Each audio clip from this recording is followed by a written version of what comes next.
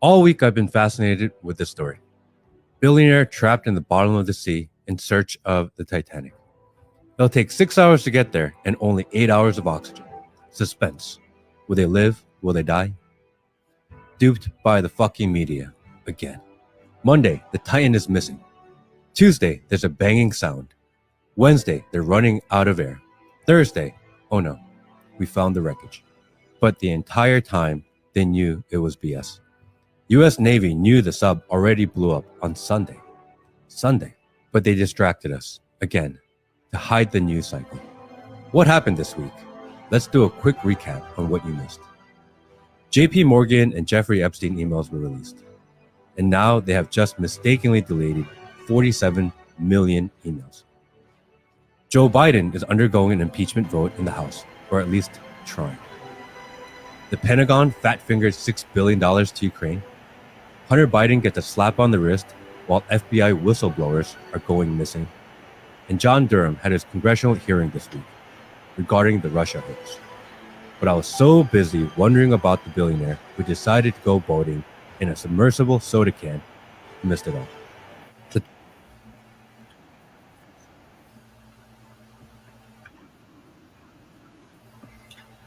Welcome to the Jaybe show on Revolutionary Blackout Network. I am your host, James Fauntleroy. So good to see all of you here on this beautiful Sunday afternoon. Today is Sunday, June 25th, 2023.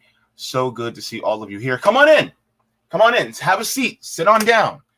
You guys have your snacks ready, your drinks ready, your bowl ready. Have it ready, because we're about to have a conversation. Good to see all of you here today.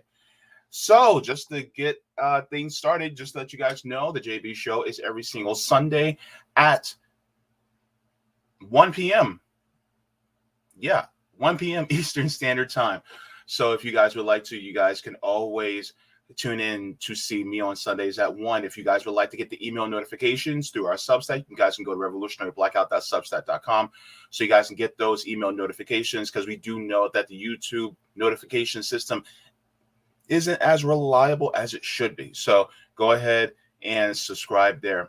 Also, thank you so much to the patrons on Patreon, as well as members, as well as people who donate to our GoFundMe as well. Thank you so much to all of you, because without you guys, we would not be able to do this. And also for our graphics designer, Erin, if you guys would like to contribute to our graphics designer, she does an amazing job. Erin, thank you so very much for all that you do.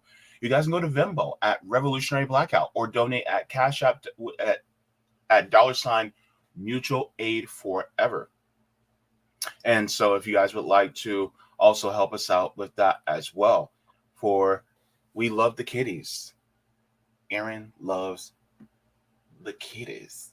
Also, just let you guys know, as always, if you guys would like to, you guys can also sign up for my chapter for RBN, because yeah, I actually do also have a chapter that's going to be going up soon, and I am actually looking for volunteers within the Central Florida and Orlando area. So if you guys would like to, you guys can also do that as well. And I'm going to put in the link inside the chat if you guys know of anybody who is in the Orlando area or in Central Florida area that also would love to be part of the Orlando RBN chapter. All you guys got to do is just fill it out. And then once you fill it out, then you guys have up until this Saturday. Is it this Saturday? I'm sorry, this Friday, the 30th.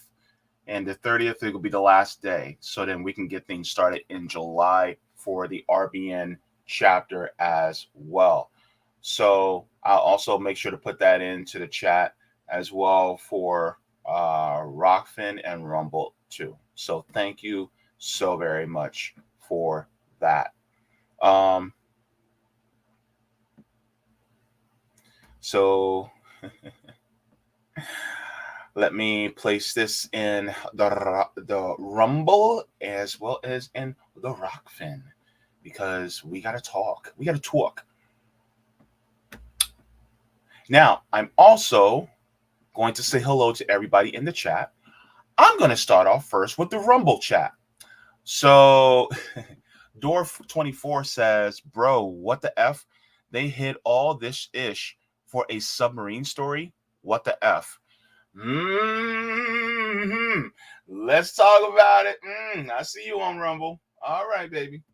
All right. And then on Rockfan, we have Gene saying, just looking through the 2-week-old comments, couldn't help but notice my comments been deleted. Oh, no. Said that's fine. In America, it's in vogue to censor the comments that strike the nerves that most need it. So I'll take this as I'm on to something. There's a lot of censorship that goes on, especially within the space as far as independent media. We get a lot of it. So just letting you know, keep commenting and, keep speaking out. All right. Who else do we have? In the main chat, we have Miguel coming in saying, peace. Good to see you, Miguel. All right. We have Serena saying, greetings, comrades. Good to see you as well. Oh, by the way, if you guys want to, I have it linked in the top of the chat. If you guys want to go to my channel as well, you guys can go @_Jaybe Font, and that'll take you to YouTube straight to my channel as well. Just if you guys would like to go to my channel, every single Tuesdays at 2. If you guys would like to, subscribe to my channel or take a look at my channel as well. Reparations for Imperialism says, while the scanners of stolen goods class, falsely called the working class, in America don't face economic oppression, they're still oppressed in other ways, public safety being one. Thank you so much. Good to see you as well. We also have I Eat Paste coming in saying, hey, comrades. We have Rick Solis coming in saying, hey, y'all. All right. Who else do we have? All right. We have Terry Connolly saying, good afternoon, JB and fam. Ooh. All right. We have Anna saying, hey, JB, Miguel, Rick, Terry, comrades. All right. V coming in saying, good to see you. Good to see you too, V. All right. Who else do we have? We have Wadi coming in saying, hey, everybody. All right. We also have Soul coming in saying, happy Sunday all. Soul got them locks, boy. Them lovely locks. All right. Feeling a little self-conscious, feel a little jealous right now, a little envious. All right. And then thank you so much for the super chat. Roger Meadows says, and Roger loves something that rhymes with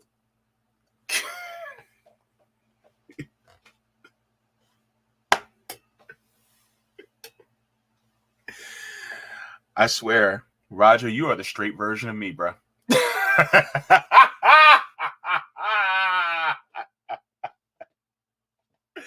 Roger. Oh, Roger. Roger's the homie, man. You're stupid says pities. Pit bulls, they're okay. They're cute when they can be very cute and lovable.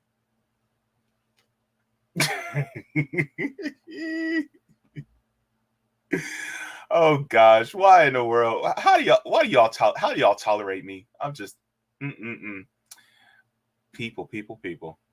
All right. And yes, by the way, Terry Connolly, remind y'all to smash the like. Thank you so much. All right. Alex Carlos says from Sacramento, live in Palm Springs. Hello, Alex. Good to see you. Good to have you. All right. Purple Philosophy says, Jaybe, how are you? You, my brother? I hope you and your family are well. I'm doing all right. Okay. I know y'all didn't ask for this one, but you know how when you start eating really differently and eating a lot healthier, but then you have that one cheat meal, and then it doesn't agree with you. Yeah, I'm going through one of those moments right now. Look, I haven't had pizza in a while, and now I'm regretting my decision. Pizza? And it wasn't even like the traditional pizza. It was like the spinach mushroom with chicken, with Alfredo. It was good. Thin crust. It was good. But now my body's saying, no. You know what? My body was like, whoa. You know what I'm saying?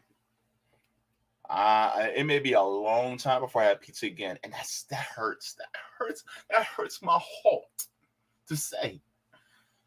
But yeah, gotta be careful, man. All right, John Duke says, when is RBN going to invite Dr. Shiva Ayadurai to speak about his independent run for president? I never heard of him. This is my first time hearing about this person, so I do not know.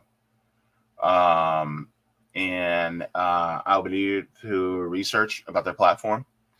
But yeah, that's something that I think that I'll start this and share it with the group, but never heard of this person before. Dr. Shiva Ayadurai. Yeah. Be interesting, but thank you very much for that. All right. We have Frank Kitten coming in saying, hello, fellow comrades. All right. Good to see you.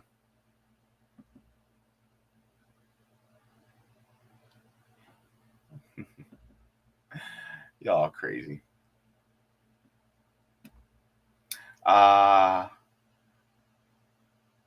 Ping One says, perversion is hilarious.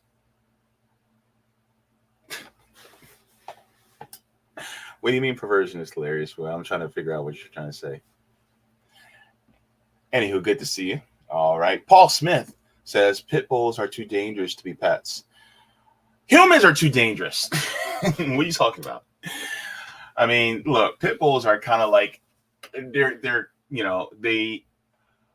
how you train them is how they turn out to be. I mean, pit bulls were considered the babysitters of dogs back in the early 1900s.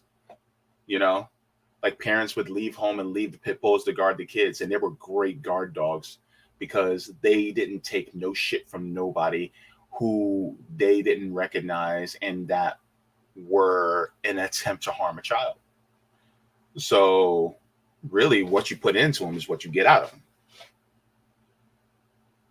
And so pit bulls are typically pretty misunderstood dogs. I say the same thing about Rottweilers. The thing is, this is why a lot of black people love pit bulls, because just like us, they are deeply misunderstood. Let's be honest. You know what I mean? You don't consider a human very dangerous, but depending on, how they operate and who they were raised by and things like that, then that's how you consider them dangerous. Well, pit bulls are the same way. We don't, what I mean? The mean ones are the chihuahuas, right? But because they're small, we don't feel that they're that threatening, right? But they are probably more mean and more threatening. Yeah, that's my bed, my background. I can't afford a studio. Yeah, I can't afford a studio, and I can't afford an office. We're real working class here. When people are look at us at RBN, they think we're grifters or something like that. Like, no. Like, look, I can't look. That's my bed. That's my CPAP machine, right? That's what that is in the background, right? So that's it. It is as real as you're gonna get. You know what I mean? I have my little tiny desk that I bought $25 from Walmart. That's it. And I literally have my laptop sitting on top of a old shoebox. So yeah. This is not an expensive operation by any means. I don't have a $10,000 desk like Breaking Point's. Sorry. No, my desk is $25. But anyway. Oh, okay. Thank you, John. Says Dr. Shiva lost his Senate race and was banned from Twitter for 2 years for breaking the backdoor portal. And the Fed has with Twitter. Oh, okay. Okay. Thank you so very much for that. All right. Trauma Queen says Jaybe is real. I have no other choice. Look, Trauma Queen, I have no other choice but to be real. Like, look, y'all want to see my pajama bottoms? They're colorful. Oh, geez, Louise. Let me stop. Oh, why is this thing keep popping up? Okay. All right, so let's get to what we're going to be talking about today, because I'll be honest with you, that meal last night is still, whew. So let's go. All right, so one of the things that we'll be talking about today, we have two stories. So first story is 46 million emails deleted? What? What in the name of sassafras is going on here? And then community public safety works? We're going to be talking about that. That's kind of a semi-positive story. I just want to expand on it a little bit, but we're going to be talking about that too. So 46 million emails deleted. 46 million? Just like the gentleman at the beginning, at the outset, was saying, we all were focused on a submarine. We were all focused on a few billionaires that decided to make a decision to be at the bottom of the ocean, looking at a old ship that sank. Meanwhile,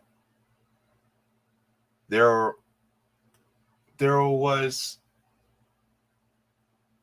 was some crazy stuff afoot. Let's go. So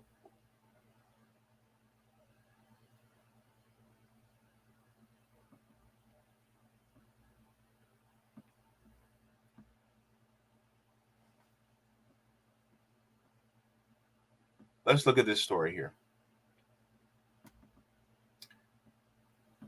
It says JP Morgan fined $4 million for deleting 47 million emails, including some requested in subpoenas.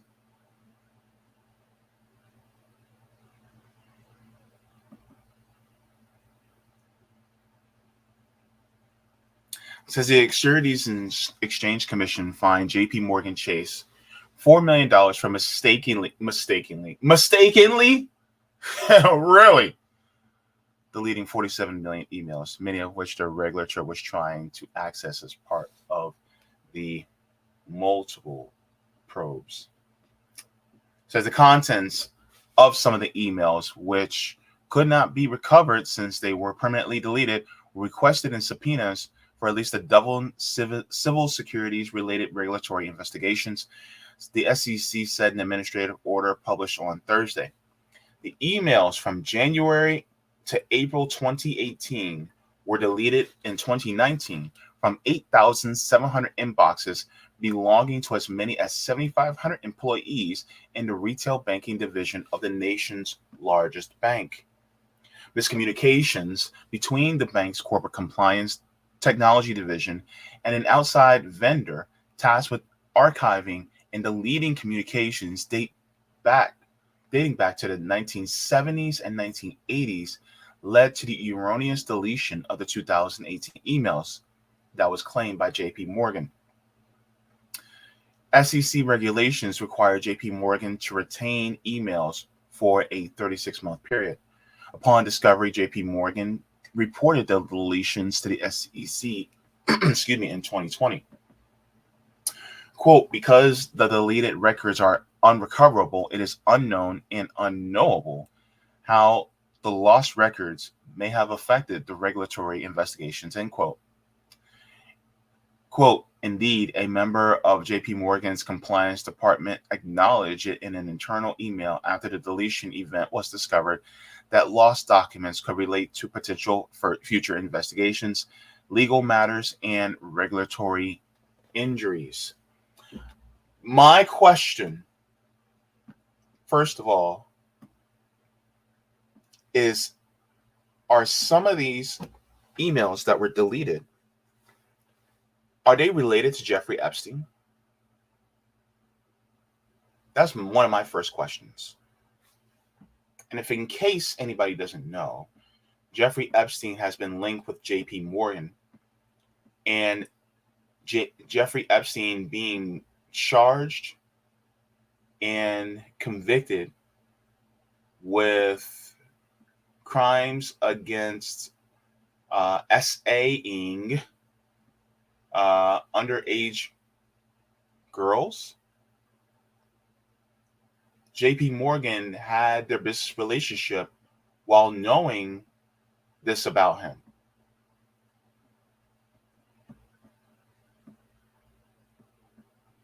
Now, I know the Daily Mail can be trash, but sometimes they also have,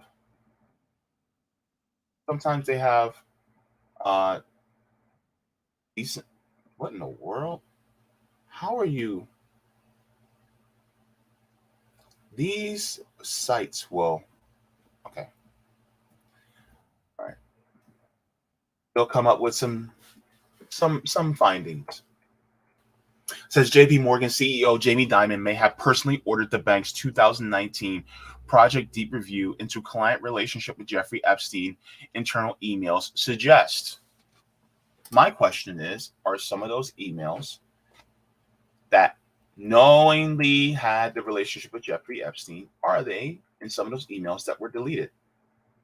In those 47 million, how many were about Jeffrey Epstein? It says J.P. Morgan Chase CEO Jamie Dimon may have ordered a 2019 review of the bank's relationship with sex predator Jeffrey Epstein. Emails released as part of an ongoing lawsuit suggests. Make sure this is big enough.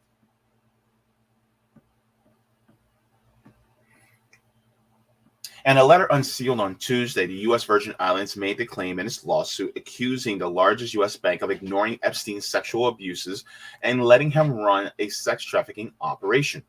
Internal emails show the following Epstein's July 2019 arrest on sex trafficking charges. J.P. Morgan conducted an internal review known as Project Deep, investigating the bank's relationship with Epstein. The review included emails between Epstein and Jess Staley, former friend and J.P. Morgan private banking chief, whom the bank has tried to blame for its client relationship with Epstein.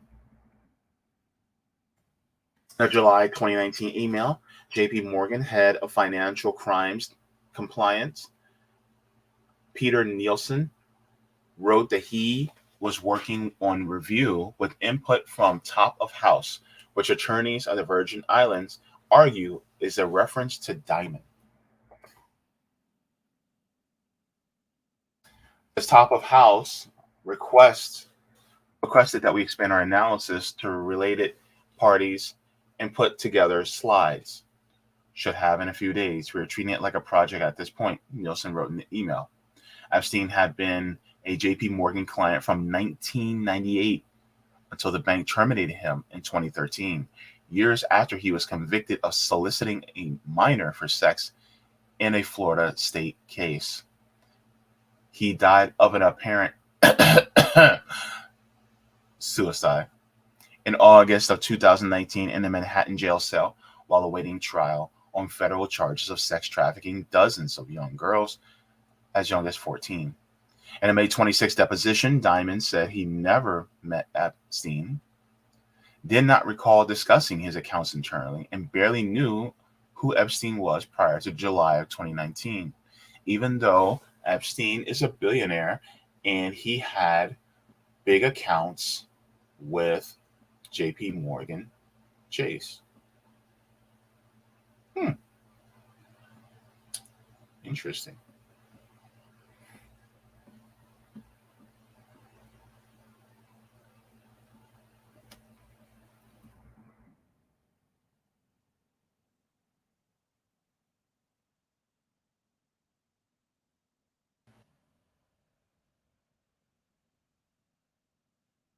And here is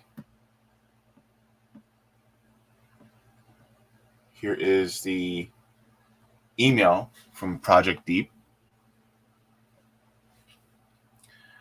It says, hi, attached is a summary of the e-coms review that trade surveillance conducted regarding Epstein and Staley. Esther has created a timeline combing the e-coms with the relevant transactional activity. From the analysis, we've identified the 2 items below, and these are the ones I've discussed with you. Please let us know if you have any questions, etc. Our analysis is continuing. Thanks, Brian. Page 8, under section that states, Jeffrey Epstein makes limited reference to his interest in women, but no explicit references to age. There is also some comments which, while unconfirmed, may have the appearance of relating to inappropriate behavior, with one reference between Epstein and Staley to a modeling agency.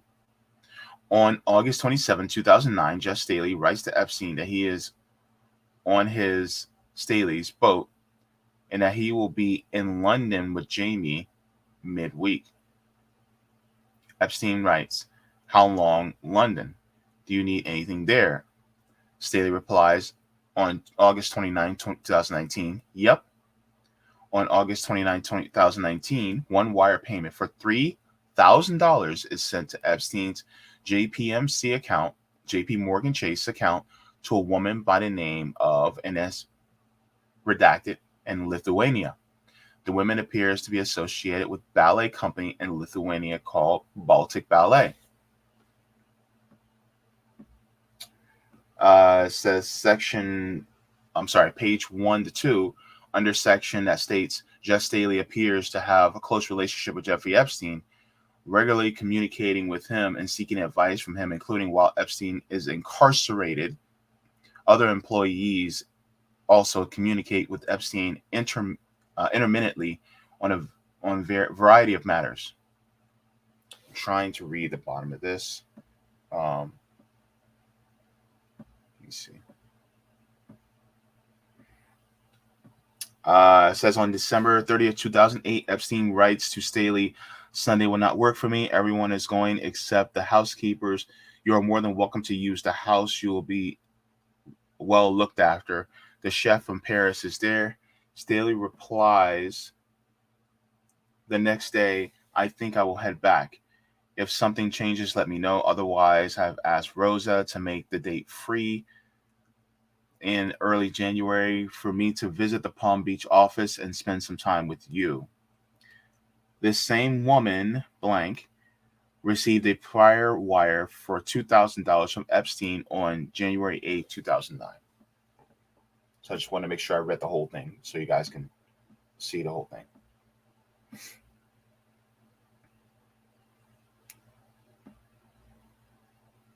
So it just shows.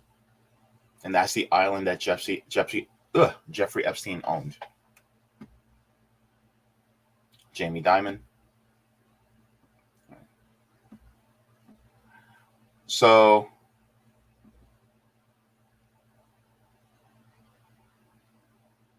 there's a lot. And the thing is like a lot of times people will talk about how they'll talk about all the Democrats, the Republicans, but the crimes go all the way up. All the way up. And as, Nick, CJ, Savvy, they have talked about in regards to the new leak from O'Keefe Media Group about BlackRock and how they basically own everything.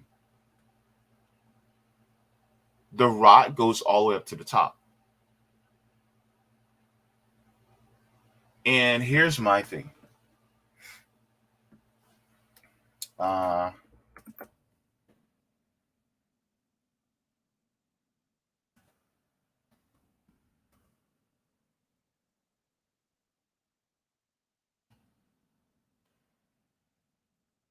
on.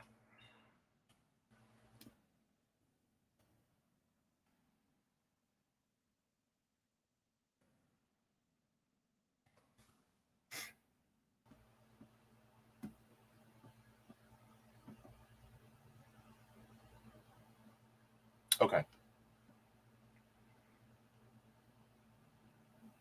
I just want to see.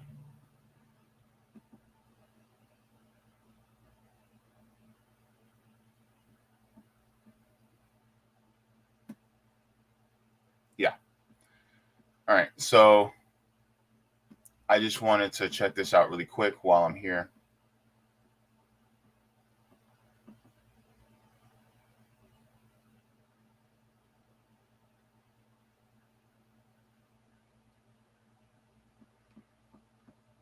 Let me share this with you guys because this is going to be important. You get fined $4 million as a bank for deleting millions of emails. And yet,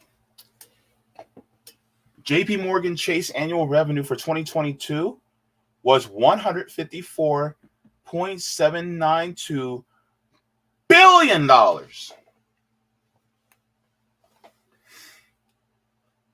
An increase of 21.69%.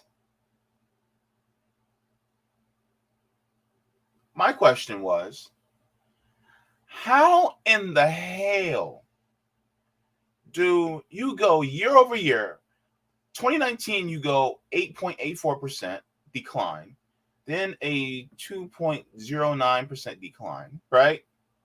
Which, right, even if you went slightly above, like a 21.69% increase,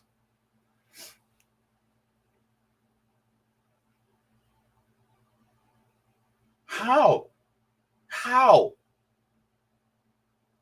And then on top of that, if you make $154 billion just in 2021, my question is, what? Then in 2023, $177 billion?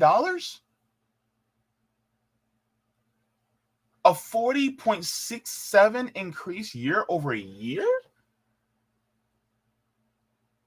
And you only get fined $4 million?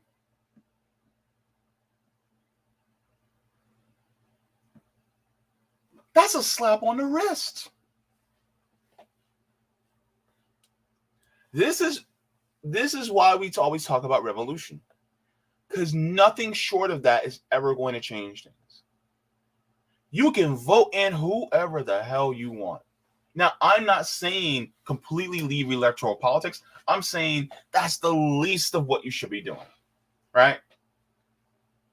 But make no mistake, building dual power, getting out on the ground is actually more powerful than just going in on a first Tuesday of November and then casting a vote and saying, oh yeah, my job's done. No.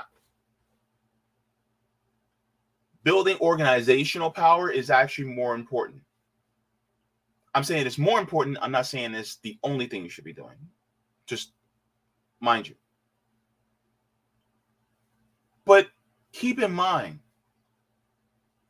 that the duopoly, the two-party system, this is what they keep. This is what they keep up.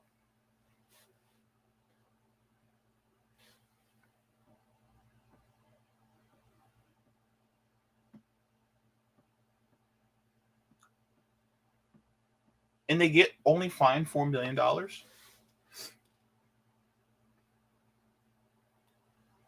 Like, I'm sorry. You're only that's chump change.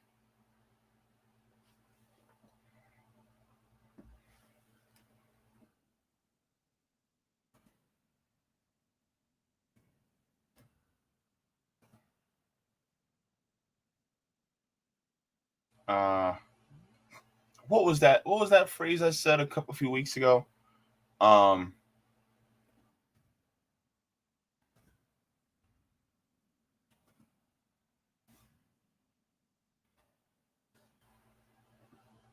Yeah.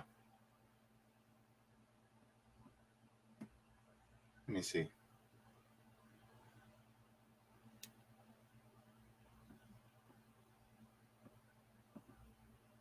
Yep. Let me share this with y'all. Because this goes into exactly what we talk about all the time. If the penalty for a crime is a fine, then that law only exists for the lower class.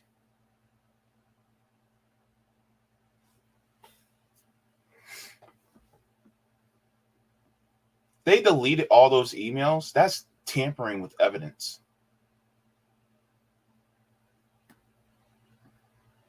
That's tampering with evidence, man.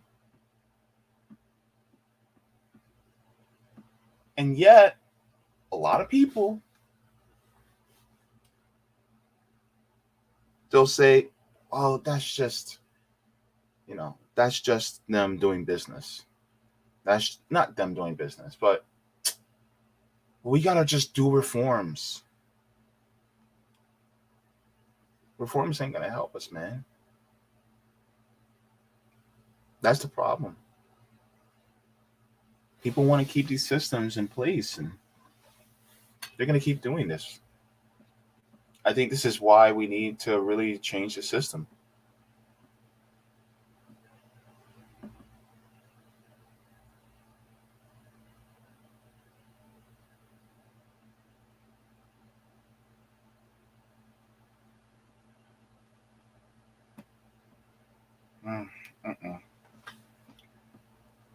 Oh boy.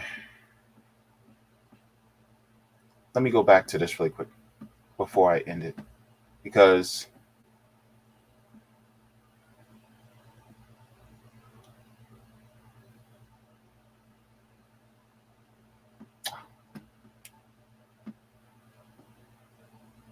people really need to know about this stuff.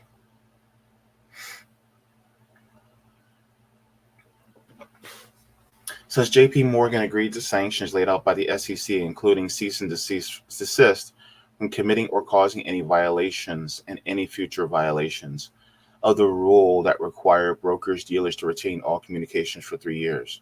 The bank said in the order that it implemented its own 36-month retention coding and preventing erroneous deletions.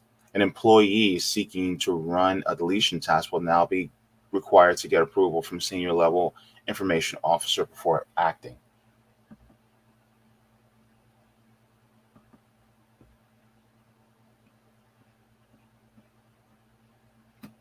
like we said, and there is, let me grab this. We've shared it before, and I will share this over and over and over. Let me see.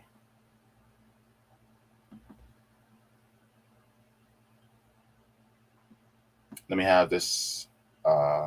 Yeah. We shared it before. Y'all need to realize the people who are in our elected officials are not the top. It says feudalism then and now, medieval feudalism versus corporate feudalism. Monarchs, kings, queens, and emperors. And it has the central bankers, Federal Reserve, Bank of Japan, et cetera, right? You have J.P. Morgan, who are where the big bankers are. So landed gentry, dukes, earls, barons, big bankers, J.P. Morgan, Goldman Sachs, people like that. They're literally the second highest. And so if J.P. Morgan gets a $4 million fine, they got that $4 million fine from from fourth level down. This is the fourth level down, right? And that's it. So, of course, then they're just going to get a slap on the wrist because our elected officials are the underlings of the big bankers. And the big bankers are the underlings of the central bankers. That's it. So even though people like us, people like you and me, see this as horrific and crime, like we said, if the penalty for a crime is a fine, then that law only exists for the lower class. And that's what we're seeing right now. So if they want to go, oh, well, we had to email Jeffrey Epstein. Oops, I guess we deleted it. Sorry. I think the puppy took the plug out of the outlet. We're sorry. That's what happens, man. And so what do we need to do? This is why I talk about, organizing on the ground, right? If you guys have not, the Orlando chapter, if you guys are in Central Florida and Orlando, let's organize. Let's start building, things for the community. We can do a lot of good. If you're in Boston, Savvy, she's going to be starting her Boston chapter, right? CJ has already started his in LA. Go ahead and look into his. Nick will be doing soon. He's ran into some stuff, so his is going to be coming a little bit later. And then Rome's already underground in Detroit. So we can do a lot more good by helping the people on the ground because we see what they're doing. And every single time they're this close to getting caught. Oh, sorry. And then who covers for them? The government covers for them. So let's do that. Let's help out the people in the community so we can lead ourselves to a point where we can say we don't need this system anymore and we let it die. And then it goes away. We lead to it no longer being relevant or necessary. By the way, did you guys like the stream? Make sure to like the stream as well. And just let you guys know, thank you so much for all the people watching. If you guys have not liked, make sure to like. If you guys have not, then you guys can go to patreon.com for Revolutionary Blackout Network. And if you guys would like to, you guys can also donate to our GoFundMe as well. You guys can look up Revolutionary Blackout. You guys go to our Substack, go to revolutionaryblackout.substack.com, as well as if you guys would like to, you guys can also give to our fundraiser at Revolutionary Blackout on Venmo or $ Mutual Aid Forever, so that we can raise funds for our graphics designer, Aaron. So thank you so very much. I'm going to go to the chat because I know you guys are like, of course, this is happening.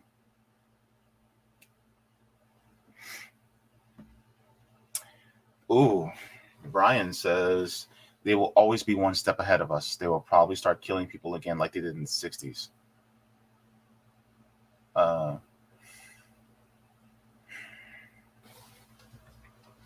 What makes you think they have stopped?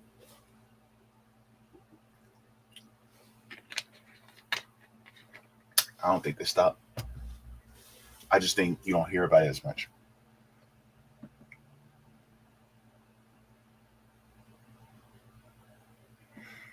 Leftist Best says there's a term called capitalist realism, which is the belief that capitalism is the only viable system in the world and anything beyond it is unrealistic. I forgot who said it. Somebody said that you can imagine the end of the world before you can imagine the end of capitalism. But it's been imagined and it's been realized, and capitalism, it constantly tries to keep our eyes off of it, tries to take its influence away from us so that we don't realize that there's a better system. They sanction them. They'll do blockades, all these different things in order for us to not know about them. But in reality, they exist, and they've been existing for quite some time. In fact, to be honest with you, anything outside of capitalism has been around for thousands of years. A lot of times we're just really going back to what we originally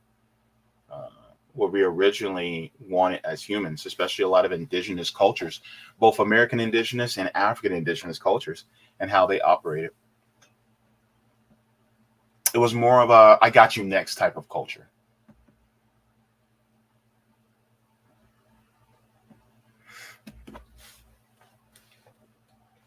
Reparations for imperialism says no serious leftward movement is possible in America. Not only is social peace brought there by imperialists, you literally have tens of millions of non-state fascists who will never let that happen. This is why the fight has to continue. The thing is that it may not be serious now, but we have to make it serious. This is why channels like this and many others are so important. And on top of that, this is why getting out on the ground and expanding the movement is extremely important. Because that's how we make it serious. Of course, it is embarrassing how unserious it is. But this is why we need to push things forward, move things forward. But I understand what you're saying. I do. Thing is that I liken it like this. I call this the pregnancy analogy. This country is pregnant. And there's only two options, only two outcomes that are going to happen in this country. This pregnancy is going to result in a live birth or a stillborn. Either or, it's coming, right? The live birth is socialism. The stillborn is fascism. There's no in between. When you give birth to a baby, either that baby is alive or that baby is stillborn. There's no in between. There's no in between of being alive and dead. It's the same thing. We're not going to have an in between in this country. The question is how do we coach this country into having a live birth? By the coaching, we mean proper breathing, take a prenatal vitamin, right? This is how you help a person to have a kid, you know. And then you also make sure that they eat healthy, that their mental is, well, their emotional health is well. You do everything you possibly can to make sure that the pregnancy process goes as well as you possibly can, because you don't want a stillborn, right? It's the same thing in this country when it comes to the outcome. You're going to either have socialism or fascism. You have two people on opposing sides. You have one side that's playing tug of war that is trying to keep us into fascism because they know that class consciousness is becoming stronger and stronger day by day. But you have the other side that has the class consciousness that says that we cannot keep this system going because it is unsustainable. And so either one of the two outcomes is going to happen. Somebody is going to get pulled into the mud, and I'll be damned if it'll be us. This baby's coming, and this baby will be a live birth. And this baby will be happy and healthy. And that's exactly how it's going to happen. But it only can happen if we do the steps, we do the work of making sure a live birth happens. Because if we don't, and what does that look like? Steps look like organizing. These steps look like educating ourselves on the system and how to prevent this stillborn from happening. Talking to our friends, neighbors, family, expressing class consciousness and solidarity with these people, our friends, families, neighbors, right?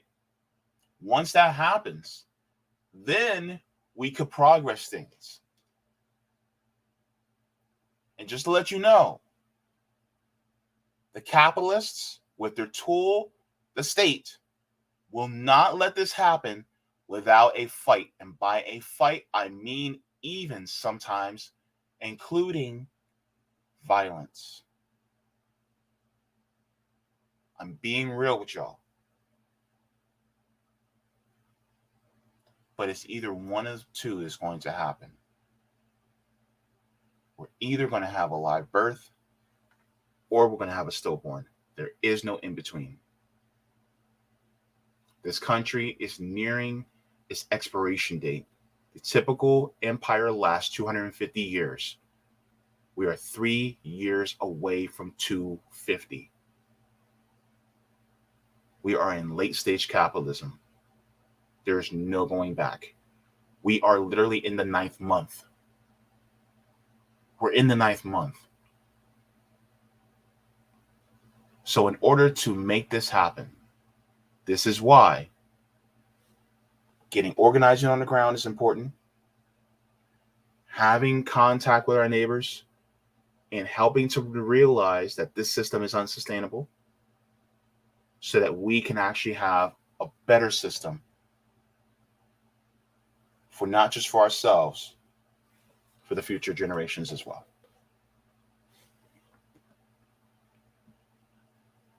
I know that was a long answer, and I'm sorry, reparations for imperialism, but I had to break it down that way because I think that's what people need to realize.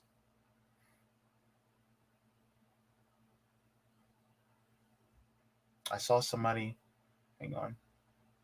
I saw somebody in chat I want to say hello to.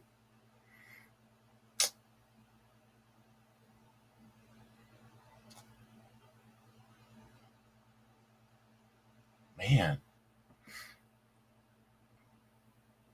Can't find him. Oh well. Anywho.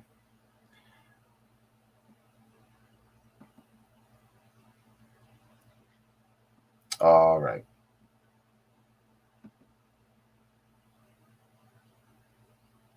Wait, what?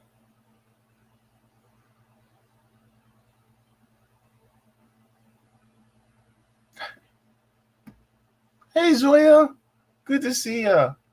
All right.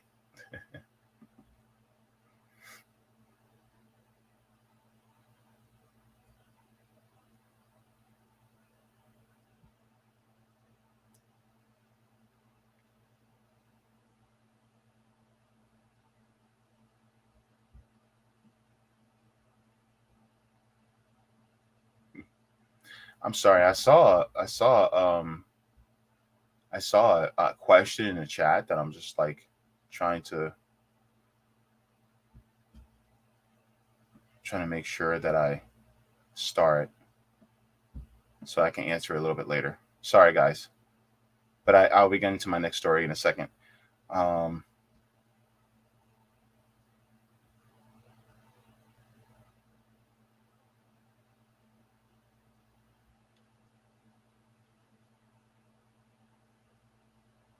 let me see.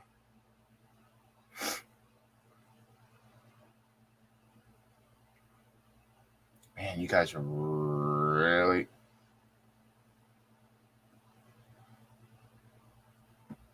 Oh yeah.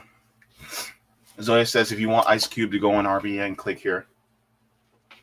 Yeah, I would love to have Ice Cube on. I wasn't going to talk about it on my show, but I think that that'll be a great conversation. I think that'll be great. I would love to. Let me see.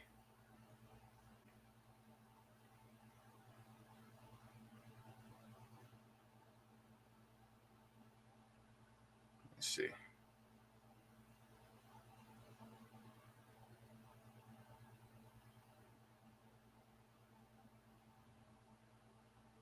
Okay. All right. So now, let me go to. Oh wait.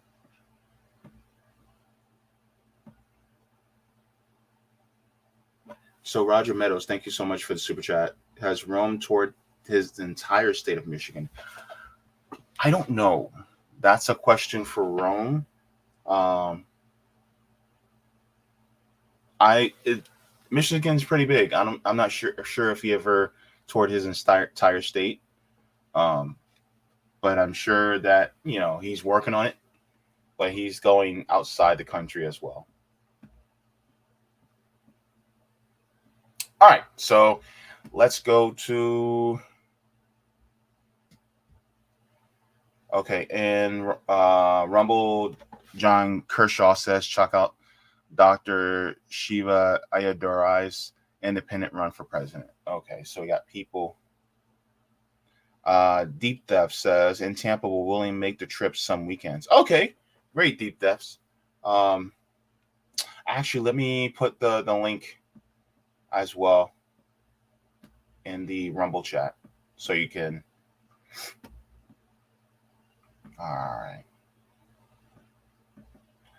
Sorry, guys. I'm feeling a little slow today, but there you go. All right. Now, let me go to The Rock, and then we can move on. I want to make sure I get The Rock in chat. Solid like a rock. All right.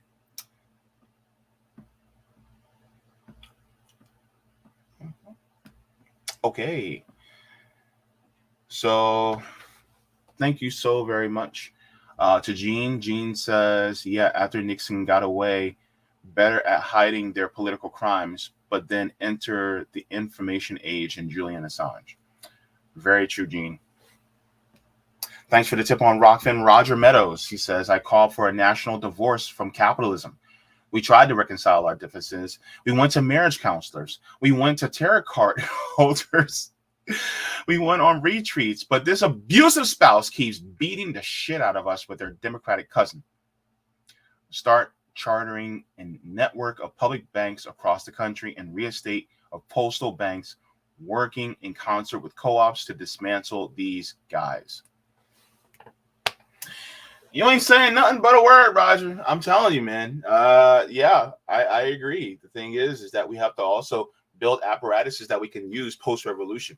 Public banks and postal banks can also be used post-revolution. Just saying, right? I'm just saying.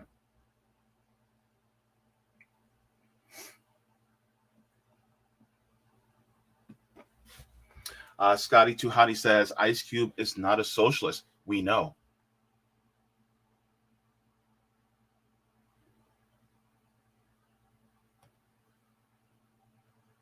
This is why it's important to have this conversation. Because we want him to know that we know that the duopoly doesn't work. And we know that the powers that be do not want any type of liberation, especially for Black people.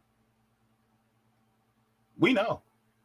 This is why it's important to build a class consciousness so that somebody like him can see, whoa, the socialists and communists, they know what's up. Even if he doesn't become one, he can stand with us and use his platform to push a true narrative that actually changes the system, not reforms it. See what I mean? That's why it's good to talk.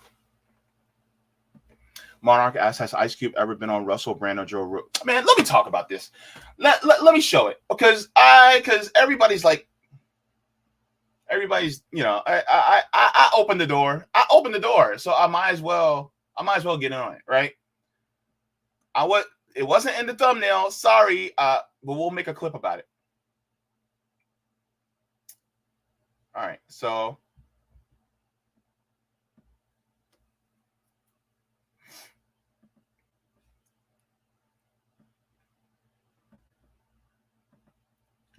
a couple hours ago, Ice Cube put out a video. I guess this is going to be an added story. I never really add stories, but, well, shit, fuck it. Let's go. All right, this is Ice Cube. Let's talk about it. Yo, what's cracking?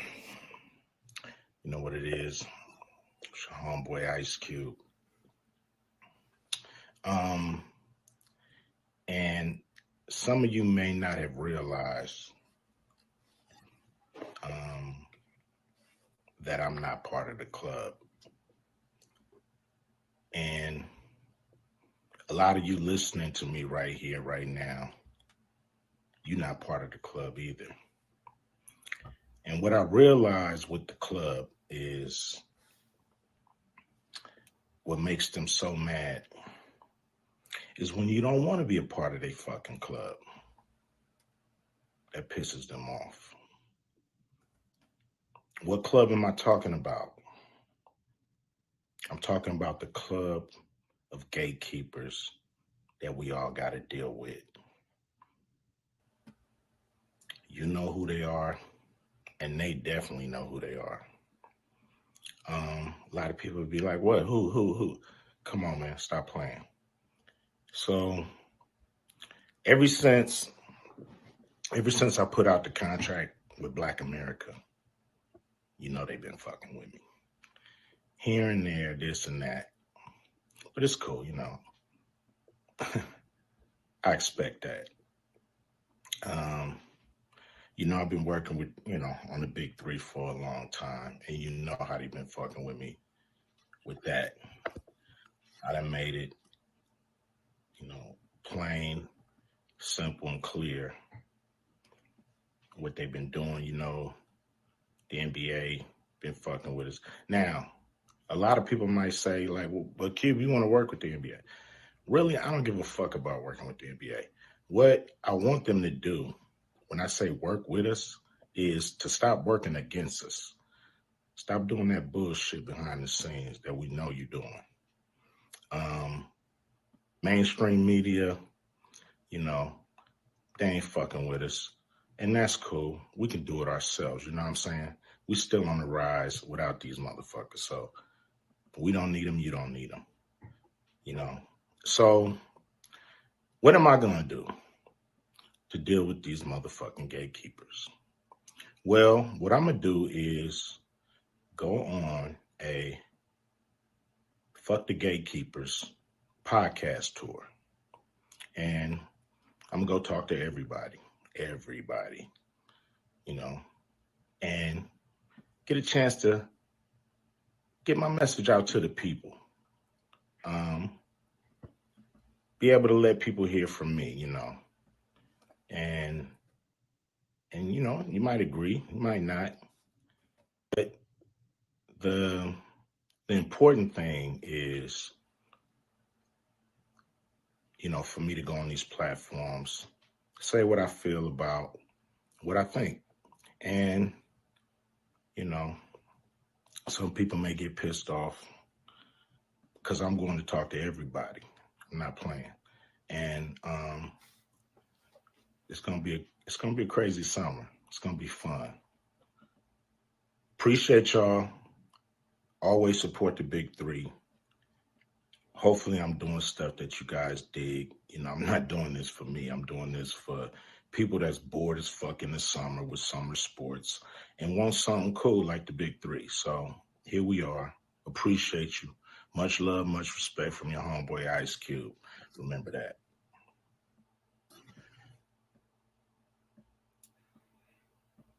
So basically, one of the things that I did is I reached out to him in the tweet that he put out, and I recommended that he come talk to me. He can talk to me on my channel. He can come talk to us at RBN. I tagged RBN. I tagged Savvy Sabs. I tagged Margaret Kimberly. I tagged Marcus Cage. Basically, the black people who came to mind instantly in independent media. That's who I actually, you know, said, you know what? Let's go. Let's have this conversation. So my thing is that this is why it is important for us to have this conversation. Now, he was talking about the contract with Black America. So here's the contract with Black America. So it said, let me see. Let me enlarge this so everybody can see. This was written in 2020. It says, as citizens and lawmakers both, we are joining to demand the contract with Black America be addressed immediately to finally create the more perfect union all Americans deserve. As such, it is time for a complete paradigm shift in how we run our institutions and operate our country. The problems facing America are too deep and wide, and simply reform one area or another. Long-lasting solutions demand a comprehensive, thorough rethink of America so that each new approach in each area supports the success of the others. These contract with Black America will provide conceptual approaches in several areas. Derek Hamilton, in the preface to the contract, says this contract with Black America strikes at the heart of racism and presents a blueprint to achieve racial economic justice. It was written in the backdrop of the killing of George Floyd, which set off a wave of protests not seen since the civil rights era of the 1950s and 60s, and a global pandemic in which the Black mortality rate is more than double the white rate, in which 45%, nearly half of Black-owned businesses closed. That's the impact of something presumably random, such as the pandemic, however catastrophic, can be so linked to one's racial identity is highly problematic, and further evidence that, as a nation, we are failing miserably. I would chime in and say that failure is actually a design. It's a feature, not a bug. This links to a larger political and economic vulnerability. Whether we're in a pandemic or not, the immoral devaluation of Black lives has been ingrained in America's political economy and is long overdue for a reckoning. This contract with Black America is a patriotic pathway. Ugh, I wouldn't have said that. Patriotic pathway to promote our shared prosperity and achieve racial economic justice. Ambassador Andrew Young is equally supportive. The pandemic has revealed to us the importance of the essential work of which many are minorities. We can grow no stronger without improving the sustainability of those at the bottom of an economic pyramid. The contract for Black America is a comprehensive step towards action plan to address the future stability of minorities and essential workers across the nation, to address racial inequality. And after reading the contract of Black America, the undersigned agree to support and demand an open debate and clear and fair vote within the first 100 days of the 117th Congress in 2021 on the following proposals to be codified into specific bills. I'm not going to read the details of each one, but I'm going to read the heading of each one. So number one, bill to guarantee Black opportunity and representation. It talks about, closing the wealth gap. And it says Black representation on all government rights bodies, civil rights classes, mandatory elementary schools, gerrymandering reform, additional polling, Black places, Black minority neighborhoods, Juneteenth become a federal holiday. It says Black lending reform, so to lend and loan more. Federal funding of baby bonds. So it says pass federal program providing every child with a government-funded trust account at birth, starting with $1,000 contribution. Says Federal Reserve government pensions, financial oversight, personal data and credit, prison reform, judicial reforms, Police Reform Act, FCC licensing public airwaves, Confederate monuments and institutions, AJP program for education and jobs, and Black responsibility. Talks about chronic poverty creates an atmosphere full of negativity, frustration, hopelessness, depression, alcoholism, drug abuse, crime, and violence. These are some of the conditions that plague Black community, which is dealing with extreme generational poverty. As we began to gain social and economic equality, it is our duty to clean up ourselves and our community. This contract is a two-way street. As we gain social and economic equality, we must begin to dissolve any bitterness in our hearts for past wrongs. So this is what he is saying that we need to do. Here's my thing about the contract with Black America. I think it is an ambitious approach. However, this ambitious approach, in my view, doesn't go far enough. You see, if in this contract, I see the word reform a lot.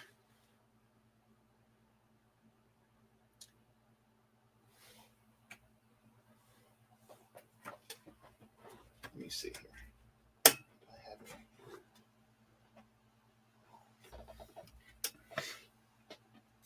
Yep.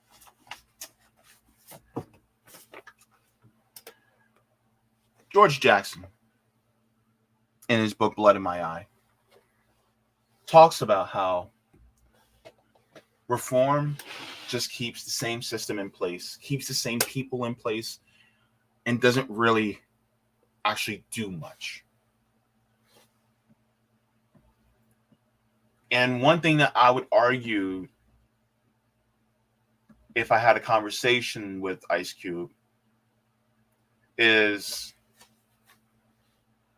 even when you do reforms, they always revert back to their original form, because capitalism itself is an institution. It is a system that always goes back to its original form, no matter what. Look at the reforms they did under FDR. Those reforms always get rolled back because the system requires it to do so. This is why a new system is absolutely necessary. He says bank lending reform, right? What is it? Let's see, prison reform, judicial reforms. They always go back. Police reform. See, here's the thing. We need to defund and abolish police at its fundamental level and rebuild it in the way that it should be, public safety should be. Reforming police doesn't work. They've tried reforms over and over again, right? This is the thing I would argue. And so this system is unnecessary and no longer serves Black people or any people for that matter. And unless you are part of the very tippy top, it only serves you. It doesn't serve the rest of us. And so this is why I would look and I would speak, very kindly to somebody like Ice Cube. And I would say, I understand that you're fighting for us, for our people. But the best fight we can do for our people is to completely tear this system apart and cast it off to the wind. Because this system is like a venomous snake. And you might beat it and bruise it just to get it off of you, but it's going to heal and it's going to strengthen its resolve and it's going to strike again over and over and over. The only way to get rid of that snake is to cut its fucking head off. I'm sorry, but that's the only way. When it comes to taking out a tumor, you have to remove the entire tumor. You cannot leave a little bit. Capitalism is a cancer. And if you leave a little bit of that tumor in, it's going to grow again. Capitalism is a system that requires infinite resources on a finite planet. On a planet with finite resources. Infinite growth. That's what a cancer does. It will not stop until it has consumed its host. If I was a doctor, right? And if I said, "Oh, we're going to take out 95% of the tumor, but we're just going to leave the last little bit in without any other intervention," you can damn be sure that that tumor is going to grow again and that cancer is going to come back. This is why it needs to happen in a way more of a revolution. I'm sorry, but the thing is that a lot of Black people are saying, well, no, we just got to reform this. We just got to reform that. Absolutely not. Because the thing is that, look, we tried reform. We tried it.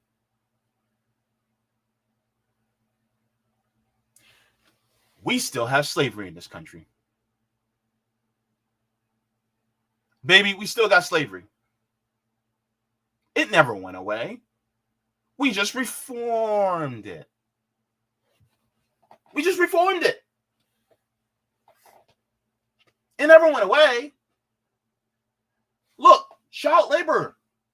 Child labor, we did a reform, right? Now look into places like Iowa. Child labor laws are getting rolled back, baby. What do? We did a reform when it came to Roe v. Wade, right? We had the courts decide it, but guess what? It got rolled back, baby. Look, here's the thing. Reforms only are temporary fixes for a long-term problem. Look, I can paint the walls in a dilapidated house all I want, but that house is still going to be dilapidated at the end of the day. That's the problem. Black people, come on, man. Here's the thing. What did Fred Hampton say? He said, we will not defeat capitalism with black capitalism, but we must defeat it with socialism. I can't serve it to you any other way. I can try to serve it to you as best as I possibly can. But look, baby, you can't reform it. It has to be destroyed. And like I said earlier, this baby is coming one or two ways, baby. We either are going to have a live birth or a stillborn. It's going to be one of the two ways. Are we going to push for that live birth? Are we going to go to the Lamont classes? Are we going to help the coaching with the breathing? Are we going to do the prenatal medications? Are we going to make sure that this baby comes out live? Screaming, crying, letting us know, hey, I'm here, I'm alive. Or are we going to have a stillborn where it comes out the womb and you don't hear a thing? And there's nothing that you can do in order to revive it. It's going to be one of the two ways. And I can't explain it more than that.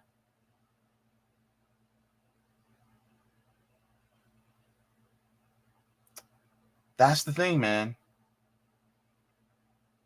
You know, this is why I encourage somebody like him. Come on Black Agenda Report. Come on Marcus Cage's channel. Come on Black Power Media. Come on RBN. Come on Sabby Sabs. Come on my channel. Let's have this conversation. But I'm going to tell you right now, I actually don't think it's ambitious enough. That's the thing. A lot of people who are part of the African descendants of slaves, the ADOS movement, a lot of people who are the FBA, the Foundational Black Americans, I don't think that they think far enough. I don't think that they go hard enough. When it comes to reparations, nah, baby, the reparations is not enough. I say reparations and I say get rid of this system. Get rid of capitalism. And not just demanding our reparations from the United States government, and also the Dutch government, the French government, the British government. Because guess what? Some of us also have ancestors that were here 100 years before the United States ever came into being. Some of our ancestors still, you know, some of our people will be descended from people who were part, you know, of that government too. Some of us also deserve reparations from the British government in the United States. Yes. Because some of us have our ancestors go back before this country ever formed. Why are we here? Why are we here not knowing our lineage, not knowing the country of our origin, not knowing the language that we spoke because we were stolen? But why were we stolen? Because of a capitalist system that requires infinite growth on a planet with finite resources. We are part of those resources that they stole because of capitalism. This is why the system itself is still around. It has to be taken away. You cannot keep this system. The same system that brought us slavery is the same system that people are talking about reform. But the thing is that it keeps reverting back to slavery. It keeps going. Nothing but love to Ice Cube. My thing is, I think you need to be more ambitious. And this is what people like Dr. Martin Luther King Jr., Malcolm X, Fannie Lou Hamer, Assata Shakur, George Jackson. This is why a lot of us are either exiled or dead because they were ambitious. And that ambition meant getting rid of the system itself.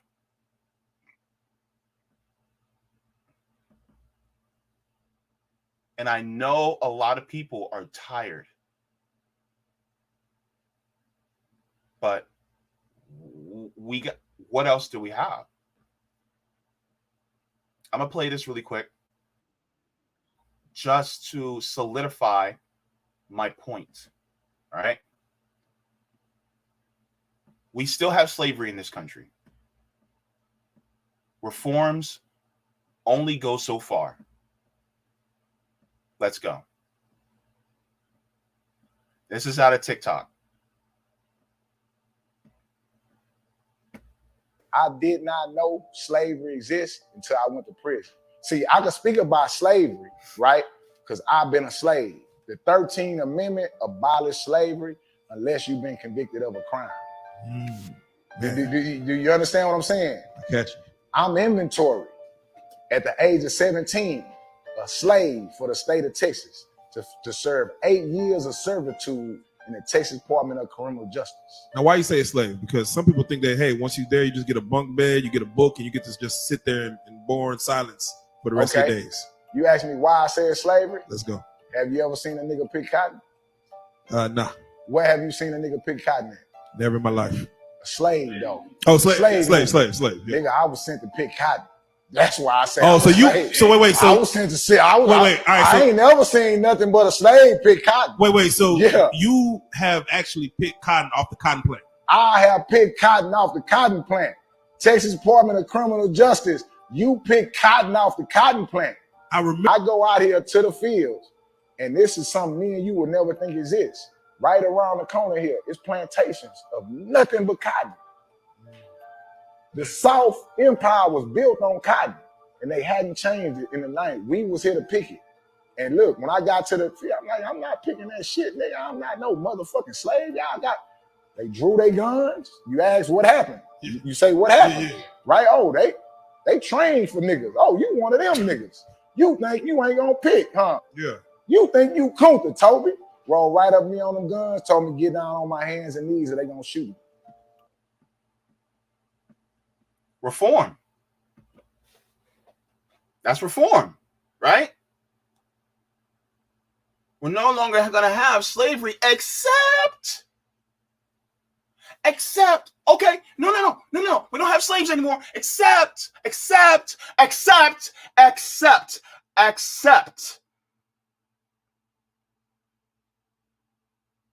This is what I mean. This system needs to end. Because we will no longer accept the exception. Look, George Jackson was right. Assata Shakur, she's correct. Fred Hampton was on the money. Dr. Martin Luther King had it right. Malcolm X, Fannie Lou Hamer, they all had it right. Guess what? Reforms do not work. This is reform. Accept the exception. Do you accept the exception? Let's continue. It gets worse. That's what I'm telling you. They got, you are a slave. They have the right to kill you if you pose a threat to leave in this structure. No, damn. This is jail. So I am a slave. If I run, they shoot me in the back. How many times you thought of running? None. Well, what you mean? So let me, at any point, did you feel like, man, if we all get in this together, we can overtake this shit? That shit sound good, right, bro. That shit sound good. And I'm going to get to that, right? So to this point here, right? They made me get on the ground.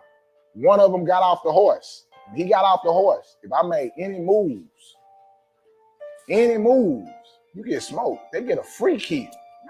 They got notches on their shit from niggas they done killed. Yeah.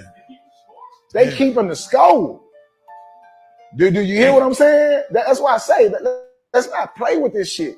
This is slavery. This is my first day. I'm like, you, what the fuck is this? You still a child? Yeah, you still a kid too. You what, 17, 18? I'm 17. 17. Like, what the fuck is this? Make me get on my knees. One of them get off, handcuff me, right? And I'm thinking this. Well, at least I get a ride back in the building. I'm out this shit. They got me fucked up. No, that's not happening, bro. Guess what they do? You know, do they whip you? They don't whip you, right? This what they do. It's hot outside right now, right? Yeah. They have a trailer. Everybody know of a trailer, like they go on the track back of a truck. Yeah. They have a trailer that's enclosed with a fence, a regular fence. Yeah. They handcuff you in this trailer, put you in this trailer like this, no seats in the trailer or nothing for the rest of the day. Welcome to burning hell. I'm telling you, I've been a slave, bro. And that shit ain't nothing to play with. I can tell you this, though. By day 6, I was the most best cotton picking nigga they ever had down in that motherfucker. Look here, say, look here. And I wasn't the only one. It was some stiff cotton picking niggas down there. Do you hear what I'm saying? Hey, nigga, I'm telling you the honest truth, meaning they have perfected on mentally and physically breaking niggas. And listen, if you got 2 out of line, I'm finna get to your story too. Listen, that's them breaking.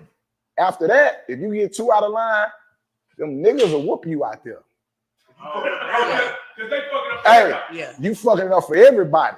Nigga, if boss man say this nigga ain't acting right, them niggas will whoop you out there. So I went from that to having fights out there. And guess what? Fight, win, lose, or draw. Back to picking cotton. No matter what. Back to picking cotton.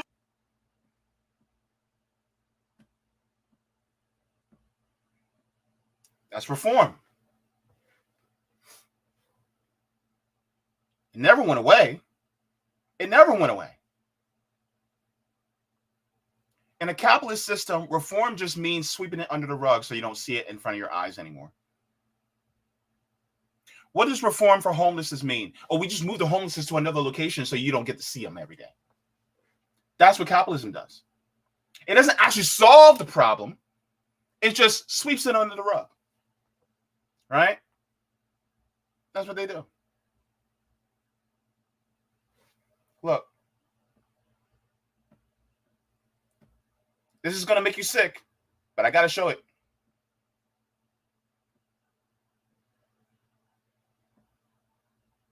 Let me show y'all.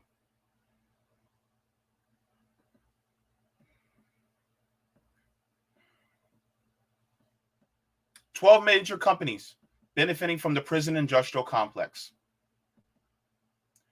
Every single time you order McDonald's or Wendy's, guess what? You can't boycott because guess what? You go to one company, they do some nefarious shit. You go to another company, they do some nefarious shit. The only solution is revolution. The only solution is revolution. McDonald's uses inmates to produce frozen foods. Inmates process beef for patties. They may also process bread, milk, and chicken products. Wendy's has also been identified as relying on prison labor to reduce its cost of operations. Inmates also process beef for patties. Walmart, of course. The company uses inmates for manufacturing purposes. The company hires, quote unquote, inmates to clean products of UPC barcodes so that products can be resold. Starbucks. The company uses inmates to cut costs as well. Starbucks subcontractor Signature Packing Solutions hired Washington State prisoners to package holiday coffees. You have Sprint. Inmates provide telecommunication services. Inmates are used in call centers. Verizon. Inmates provide telecommunication services. Victoria's Secret. The company uses inmates to cut production costs. In South Carolina, female inmates were used to sew products. Also, inmates reportedly have been used to replace made in tags with made in USA tags. So when they say made in USA, it's also because it's made by slave labor. Some of you guys got that Victoria's Secret products in your house now? When's the last time you had a Dave's Double? Or when was the last time you had that nice apple pie from McDonald's?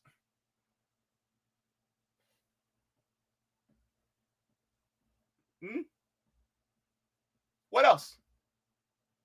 Fidelity investments, 401k or other investments held by the Fidelity. And in some cases, some of your money invested by Fidelity is used for prison labor or in other operations related to the prison industrial complex. The investment firm funds the American Legislative Exchange Council, which has created laws authorizing the increasing the use of inmates in manufacturing. JCPenney.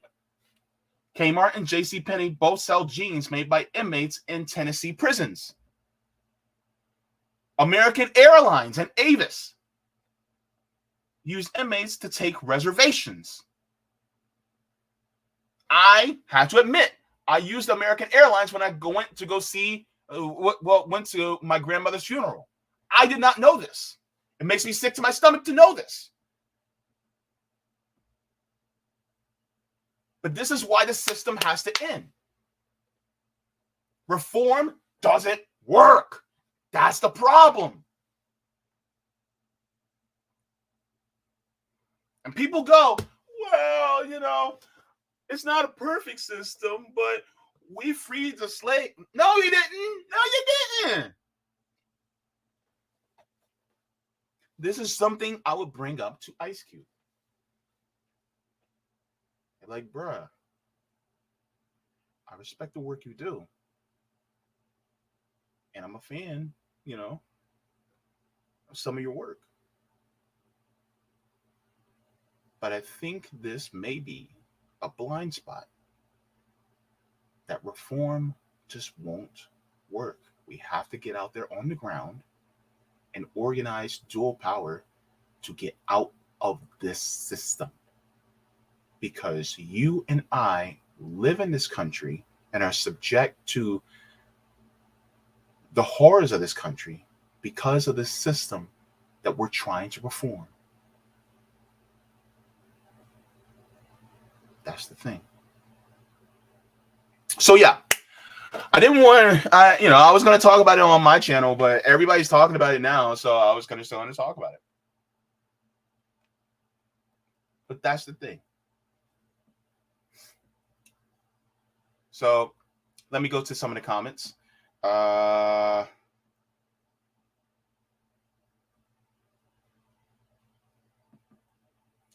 John Kershaw, you have been chatty on Rumble. Woo!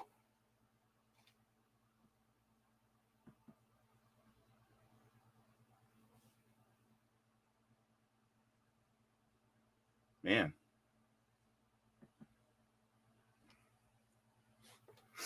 Okay. I'll pick one from John Kershaw. It says, Ice Cube will continue to ignore you because he isn't fighting for you or anyone else but himself. Self-aggrandizement is not public service. Look, I'm going to take him at his word at face value, right? And by that, what I mean is, if he's serious about actually talking to everybody, because he said he wants to talk to everybody, if he really wants to talk to everybody, come to some smaller independent media channels as well. Don't go to these big, huge podcasts and just go only to them. Come to the small channels too. Especially those of us that are about Black liberation. Come to our channels. Talk to us. But he might not agree with everything. But we're going to tell him the truth. So yeah. Let me go to Rockfin.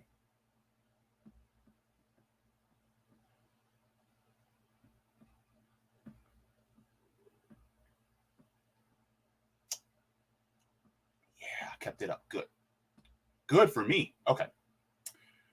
All right. Let me see.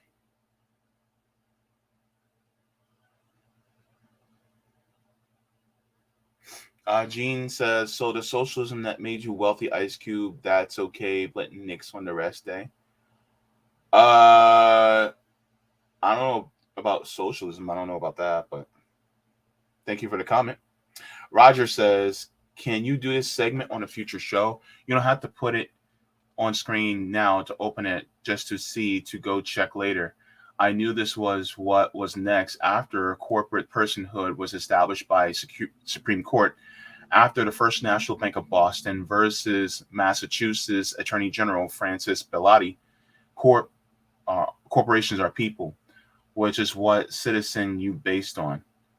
Okay, thank you so much. Let me open this and then I'll save it for myself for later because I need to talk about that because that's also interesting. All right. Okay. The next one, thanks for this tip also, Roger Meadows. He says, peep this. Conservatives tell us that we don't need new laws because there's more than enough laws on the books that are presently not enforced. I got an idea. We're always asking what presidential candidate would sign this piece of legislation and that piece of legislation. We need to start assembling a series of questions, not saying what they'd sign, but what they do that they don't need Congress for, and not just executive orders, but laws they'd enforce. I am currently DMing you some questions to ask West and whoever else will run. I will also see what other U.S. laws that exist that we can peg them on. Interesting, Roger. That's interesting, man. Like, okay, what laws are you going to enforce? Like antitrust laws, right?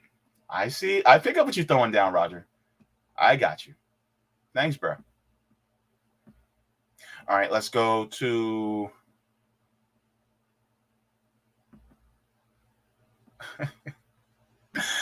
Johnson Emily. I see what you say. I cannot wear Victoria's Secret bra and panties. They're too small for me. I'm a plus size trans woman. Look, girl, let me tell you. Look, being fluffy sometimes can be a savior, right? I got you. All right.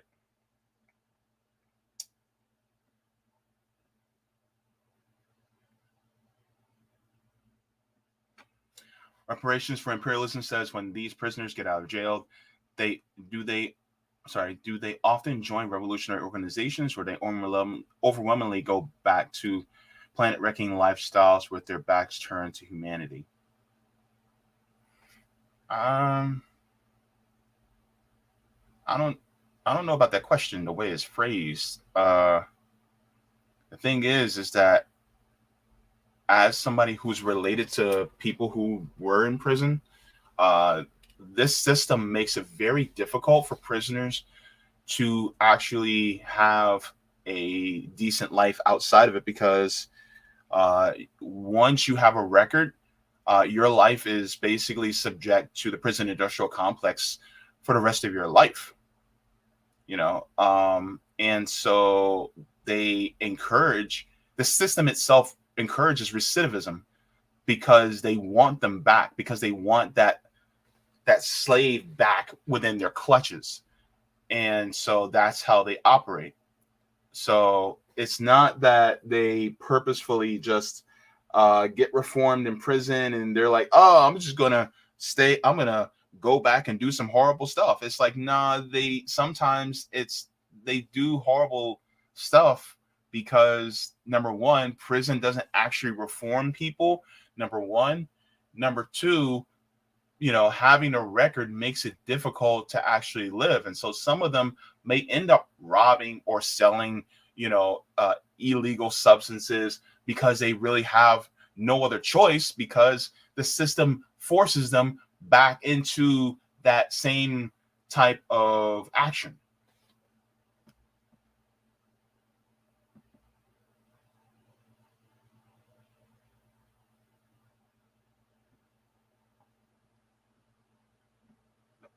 Veronica says, this is what Hugo Boss did. They directly benefit from fascist labor policies, use slave labor to make their products. That's what built their vast fortunes.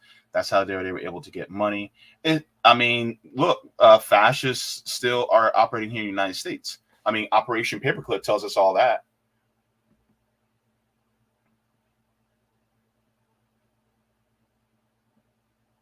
Jameson Hook says, you can see it as slave labor or you can see it as acquiring resume experience for a future job. Wait. How can you do that when they will reject you based on having a record in the fucking first place? I'm sorry. Oh, hang on. I'm sorry, but guess what? You can't put it in your resume if they're going to say, oh, well, you have a record, you served in prison, sorry, and then they push you out. It is slave labor. Let's not kid ourselves here, all right? And the thing is that a lot of them, if they say no to doing the labor, it's not, oh, well, okay, you don't want to volunteer. All right, you can just sit and read your book and yourself. No. They will extend their sentences. They will punish them. They will put them in solitary confinement if they do not. You did not hear what that guy just said about if you don't want to pick cotton, then they put you in that trailer and you're sitting in a metal trailer in the middle of the heat. You're working under duress. I'm sorry, Jameson Hook, but that's absolute. That is insensitive as hell. That is an insensitive question. That's an insensitive statement. Acquiring resume experience for a future job? Be for real. Really, be for real. My goodness.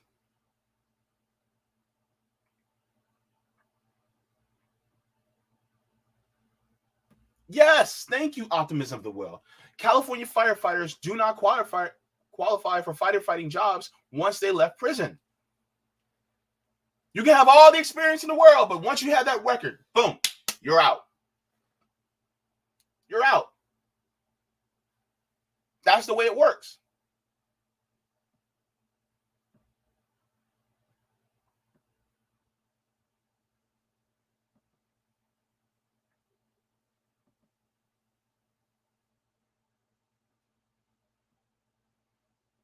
And I'm sorry, Veronica. Veronica says identity politics is a distraction to fight capitalism. Plenty of people of color in LGBTQ, aka Tim Cook, on the fascist side and hate the worker and continue to gaslight and demonize the worker. Here's the thing. It all goes back to class.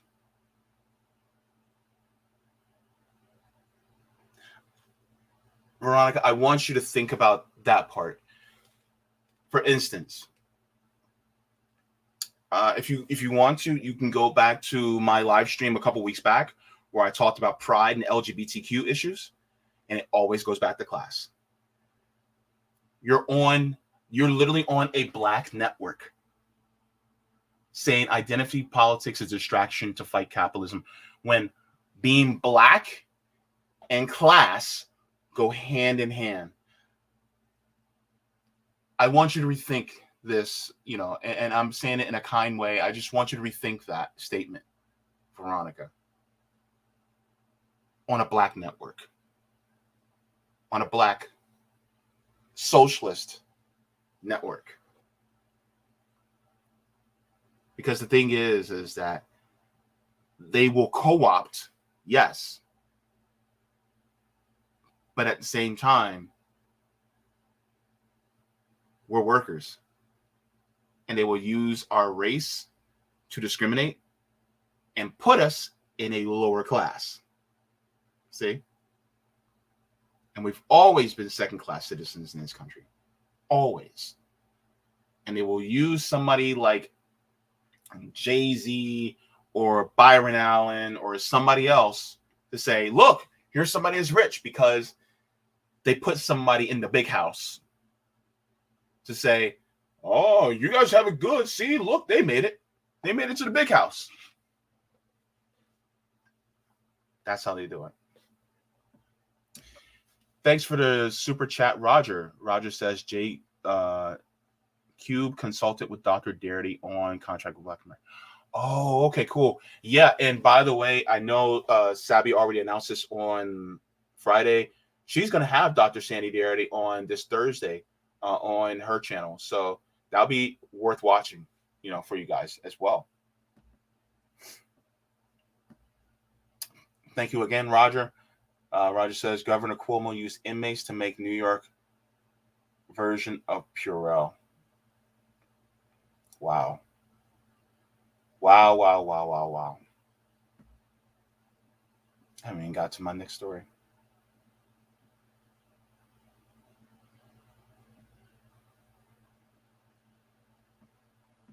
Tracy says Kamala was a big part of keeping those people in prison in California to use them as slave labor, one of her many evil acts that most people don't know about. Yep. Kamala Harris, man. She, all skin folk ain't kinfolk. I'll just put it that way.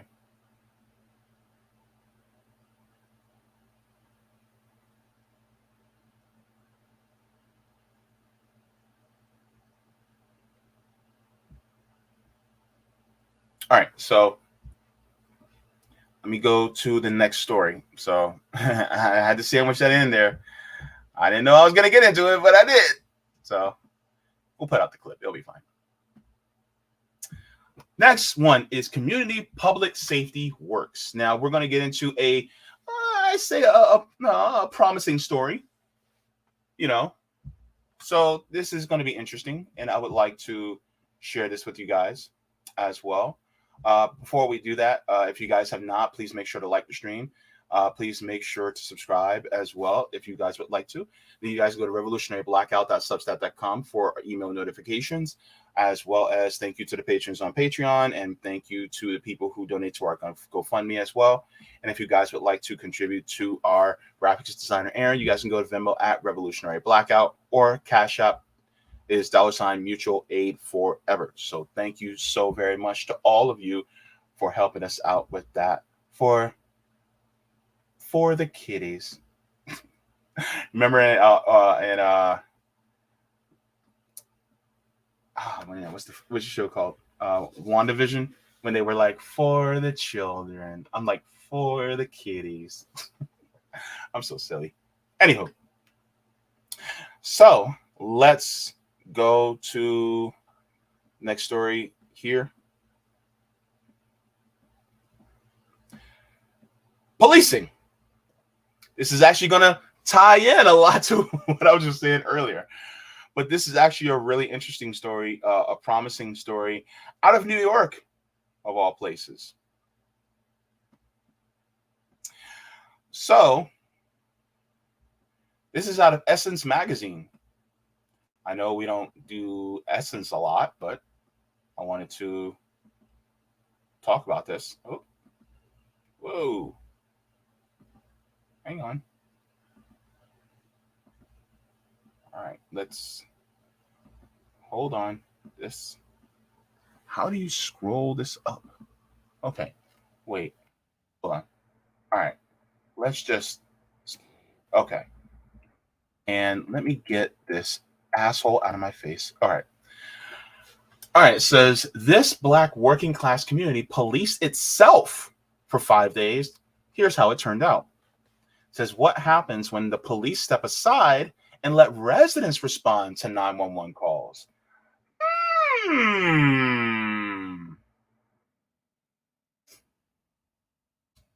It says an unorthodox concept is being tested out in New York City, where neighbors respond to low-level crimes instead of police for 5 days at a time throughout the year.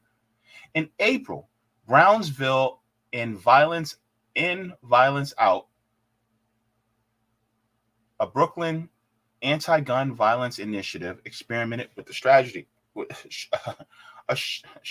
Sorry, I can't talk today.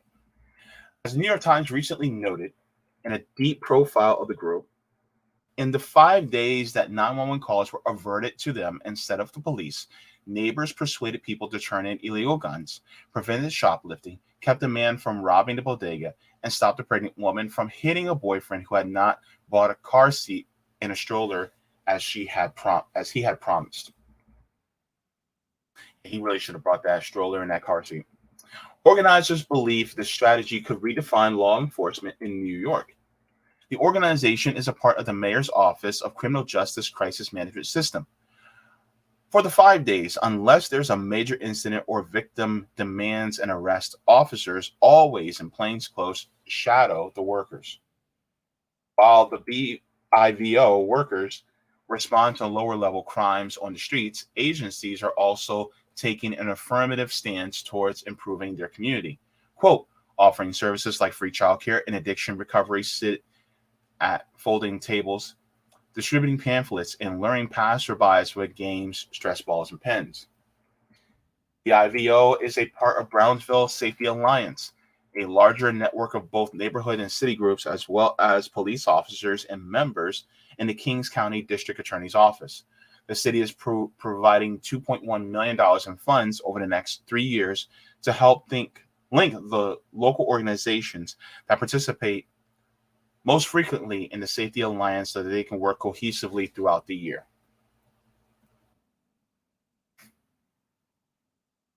As what do residents think of the unique concept of self-policing? While some community members remain skeptical, many seem hopeful about the possibilities of reducing police violence and inculcating their neighbors into the harsh criminal justice system. According to BIVO Assistant Program Manager Nyron Campbell, a majority of residents are saying we feel more safe, we can walk without feeling anxiety. It's also occurred after shockwaves went out through Brownsville neighborhood after the 2019 Kwesi Ashan shooting, when the beloved t-shirt vendor who suffered from paranoid schizophrenia was killed after he swung at an officer with a chair at a nail salon. Brownsville residents have increasingly been complaining about the rising aggression from police, alleging that officers were grabbing men off the street to arrest them for minor offenses. Brooklyn experiment mirrors similar efforts around the country were popularized after protests swept the country after George Floyd's murder at the hands of police in Minneapolis.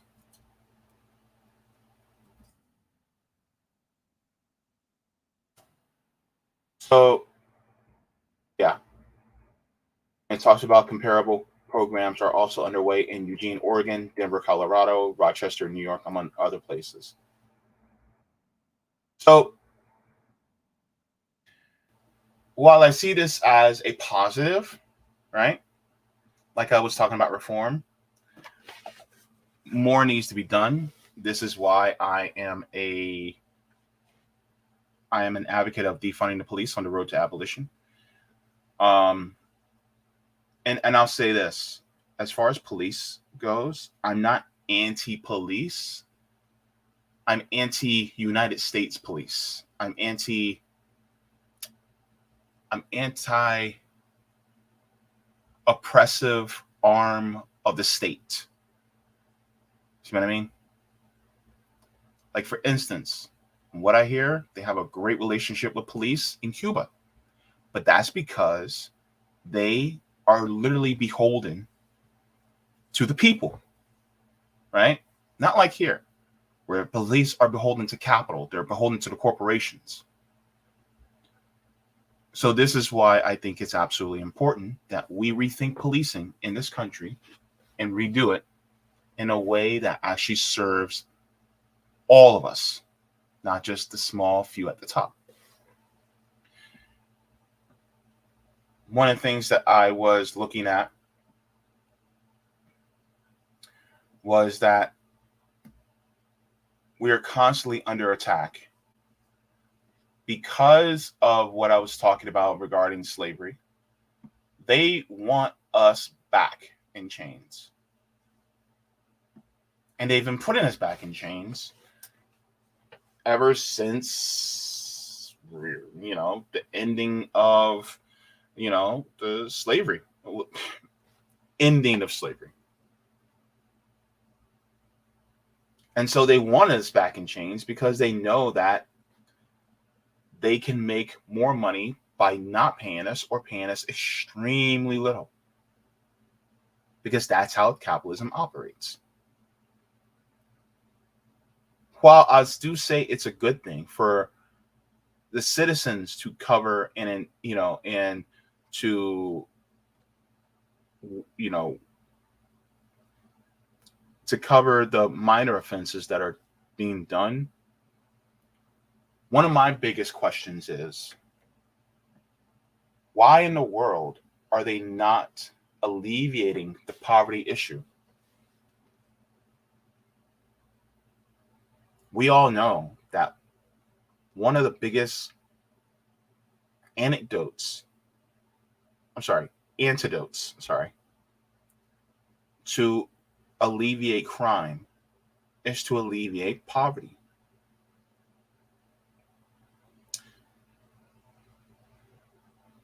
If I was desperate, if I was really desperate to self-preserve myself, and if I didn't have any other options, then you do something illegal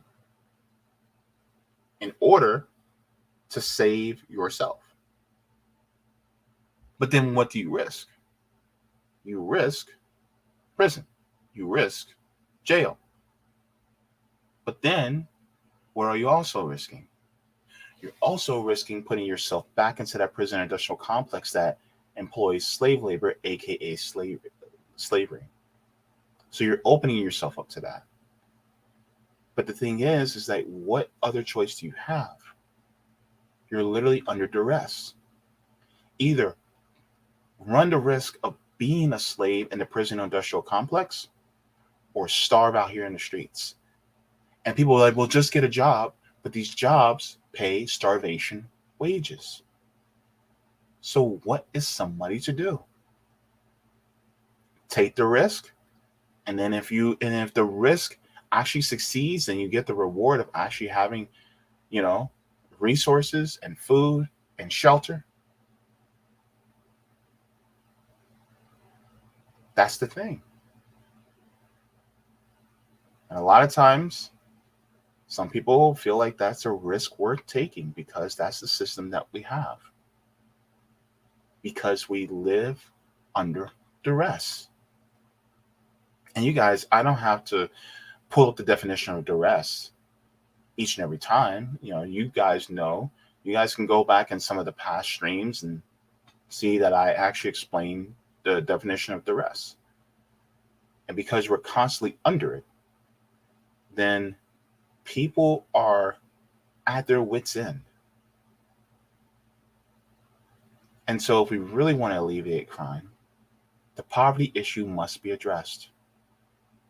This is why housing, food, healthcare, and education should not be paywalled.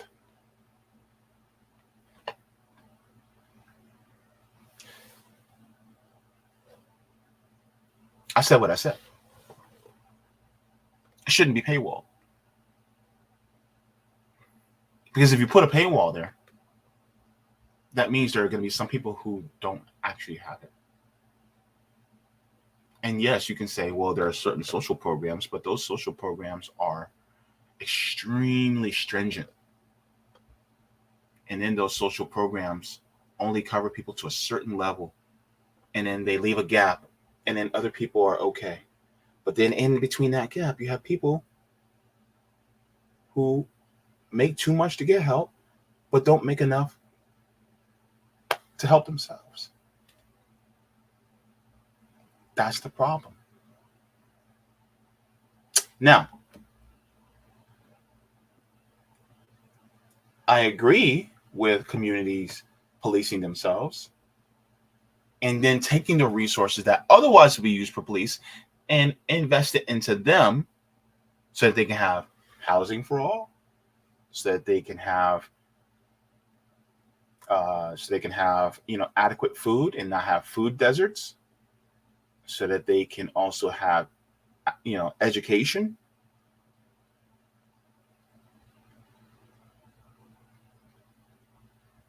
But in the end, if they don't go all the way, it is still just a reform.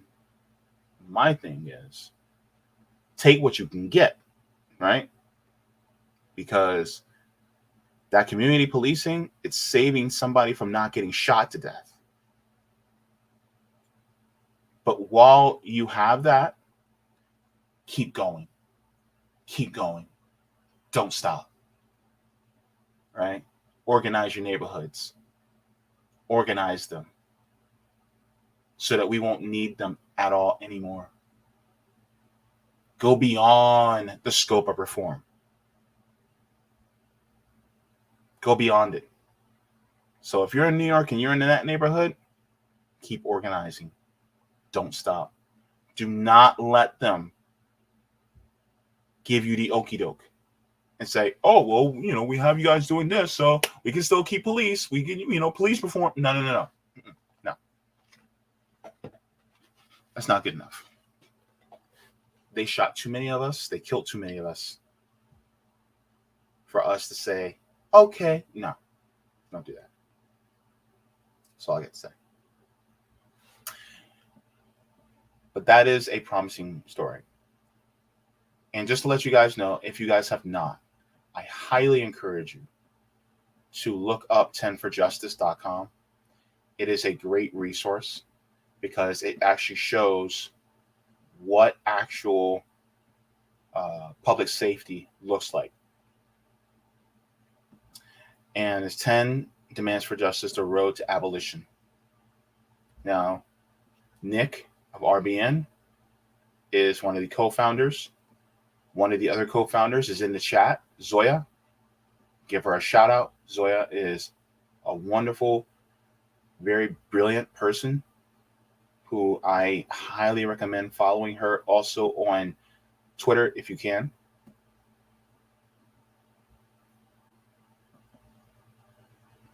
And so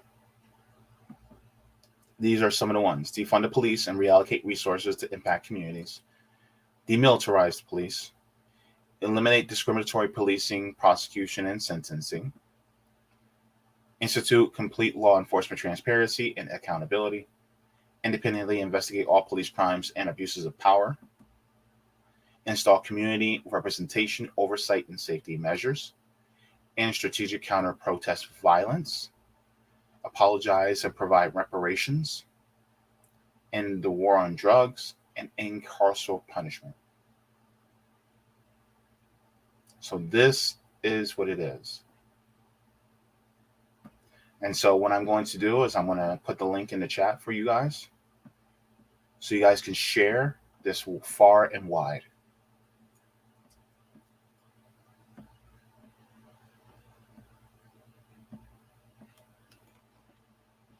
Okay. Let's go here.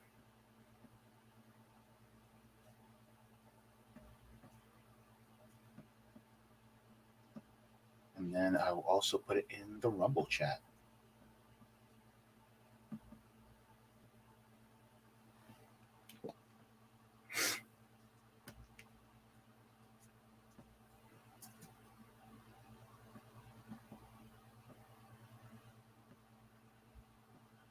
All right.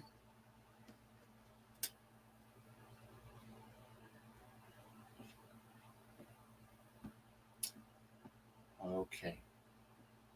Also, by the way, the links to these articles that I've had, they're also in the description below.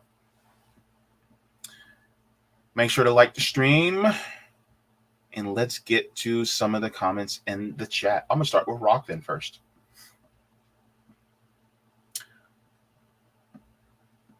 All right.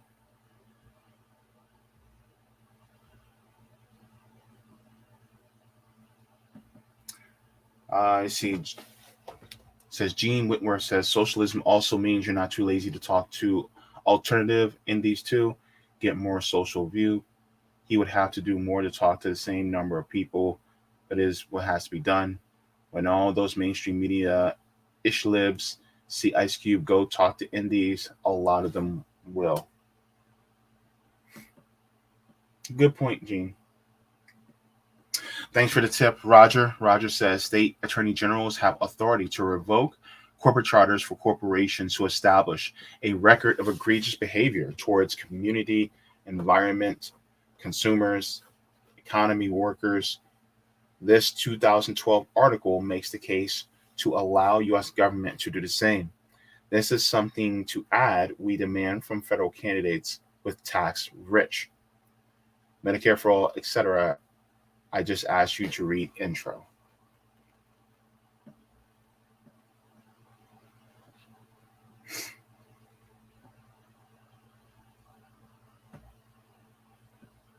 see.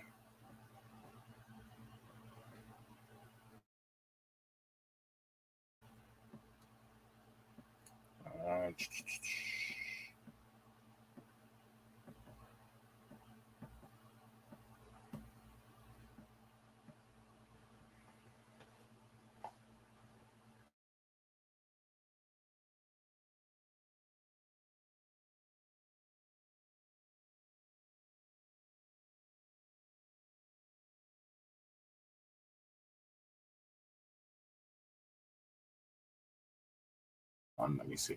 Oh.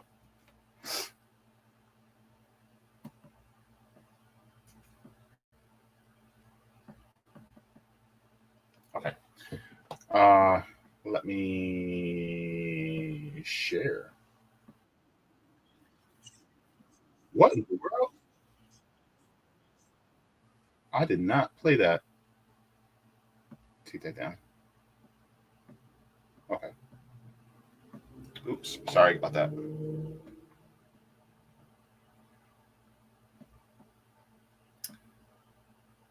All right. It says abstract. Let me put this larger. It says through American corporations are creations of state law. The federal government predominantly regulates their behavior. This mismatch helps explain both the inadequate deterrence that the current system of criminal sanctions imposed on corporations, as well as the unmet social need for retribution. This note argues that Congress shall authorize a federal corporate charter revocation penalty for corporations that are repeatedly convicted of certain crimes. Congress, exercising its power to preempt states from fields in which the states and Congress share authority, could authorize federal courts to impose such a penalty. Charter revocation would improve both general and specific deterrence against corporate crime and better meet the public's needs for retribution. Congress should apply the charter revocation penalties to the type of morality-laden, socially damaging crimes that meet the U.S. Sentencing Commission's factors for increasing the severity of a sentence. The charter revocation penalty should be structured to protect innocent parties, such as employees, while preventing the morally culpable, such as officers and directors, from reconstituting the condemned corporation. Okay, thank you so much for that. I'll share this in the chat. Share it in the chat.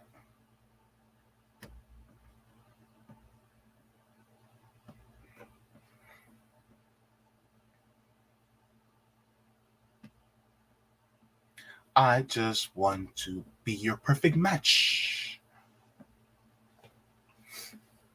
I'm so silly. I'm silly, y'all. All right.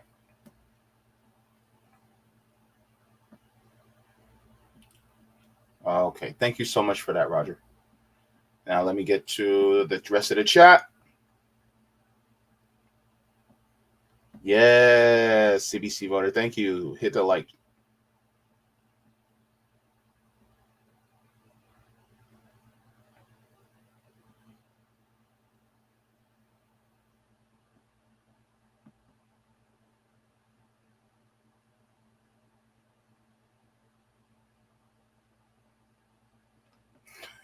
What? Jamie says if Roger Meadows hits $50 in tips, JB has to take his shirt off. That devil is a liar. No, y'all ain't seeing my goodies. Look. Nope. I have an overabundance. You know. No, y'all don't want to see it. No, you don't want it. All right. Let me see. Y'all so silly. I love it. All right.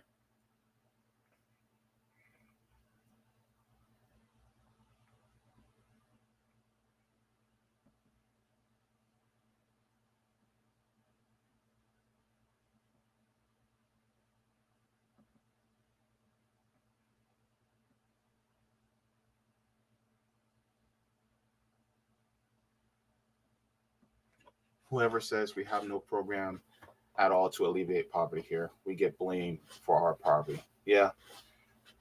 Even though really poverty is a choice made by the powers that be, nobody actually, vouches or not vouches. Nobody actually volunteers to be in poverty.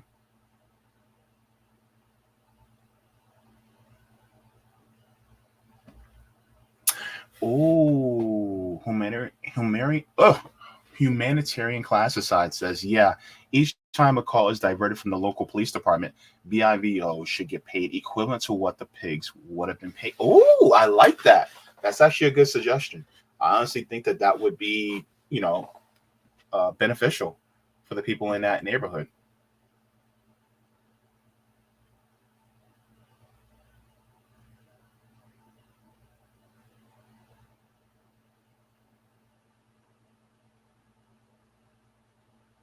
All right. So,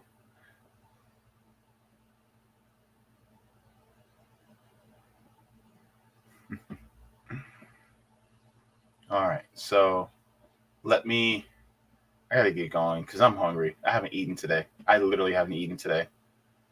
But that's for a good reason. Anyways, so,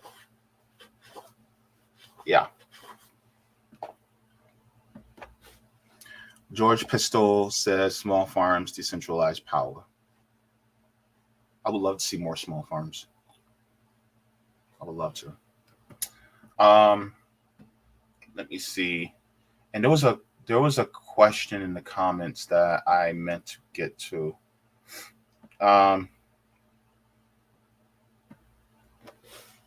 Rick Bungle says, James, what's your opinion on treatment of trans men in this country? I mean, they are a disenfranchised group, just like trans women, all trans people, just like LGBTQ people. I mean, hello, I'm gay. Black people, women, immigrants, people of certain religions like Muslims, I think they're mistreated, but that all goes back to they use the pointing out of different groups is a tool by the corporate dictators in order to keep us divided, because they want you to feel like you have nothing in common with a trans person. Therefore, they're doing something harmful.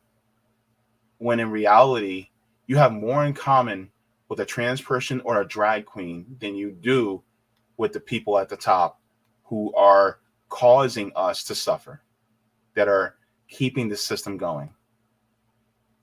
They're workers just like you are, right? So this is why we need to take that certain type of mentality that they want us to have to keep us divided and toss it away and come together with our fellow workers and actually overthrow the system. Because guess what? We will always exist and we will always be around, and we ain't going nowhere. So I think it behooves people, especially workers, to come together, even if some of us may be trans, non-binary, gay, lesbian, bi. Some of us may be neurodivergent. Some of us may be indigenous or a immigrant. Some of us may be, a woman, some, cis woman. Some of us may be, some of us may be disabled. But we should all come together and take these issues that they want us to have, because that's what these people at the top want us to have. They want us to be racist. They want us to have white supremacy. They want us to have, homophobia, transphobia. They want us to, discriminate against people who are, They want us to discriminate against people who are, neurodivergent. They want us to discriminate against, be misogynist and all that. That's what they want. Because then if you keep us separated, then guess what? We can't gain power. That's really what it is. So that's the thing.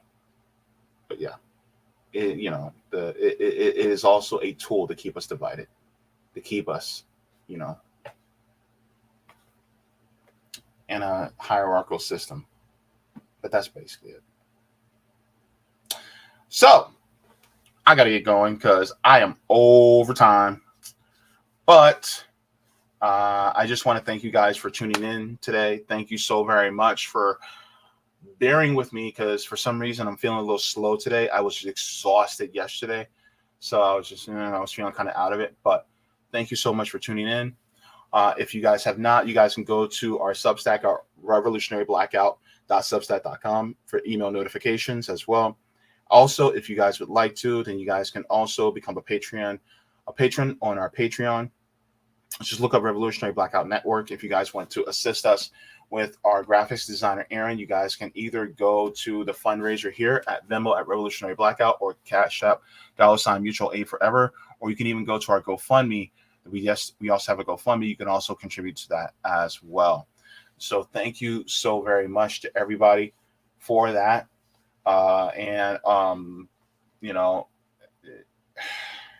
There's just a lot. And also, if you guys would like to go and sign up for the Orlando chapter for Revolutionary Blackout Network, you guys have until this Friday, which is the day after my birthday, by the way. So if you guys would like to, you guys have until the 30th to send it in so that I can have this information so that we can get started with having a meet and greet and get started with planning what we want to do for our communities as well. Let me put the link in the chat one more time just so that you guys can have it. Let me make sure I have it in, let me see, put it in Rumble first, and I'll do Rockfin next. And I'll do it in the main chat too, so that everybody has it. All right. All right. Okay. Now, look, I would just want to thank you guys for coming in and being a part of this chat. It is, it's very important that we talk about these things, and we also talk about solutions. And so solutions mean organizing and getting together, with other people so that we can build a new system so that we won't have to suffer. And even if somebody like you or I, even if we don't see the fruition in total of a new system, at least we laid the foundation so that our kids, grandkids, and great-grandkids can continue the work and finish it so that they can have a better future. And that's what it's about. Now, I just want to say, water your plants, water yourselves. Leave the world better than you found it. Of course, smoke them if you got them, drink them if you got them. If you ain't got them, then laugh. Watch something funny, because joy is revolutionary. And also, while you're at it, make sure to keep your eye on these corporations and these banks when they try to delete 46 million emails. Also, make sure to go beyond the issues of reform to change the system. And also, try to keep each other safe. And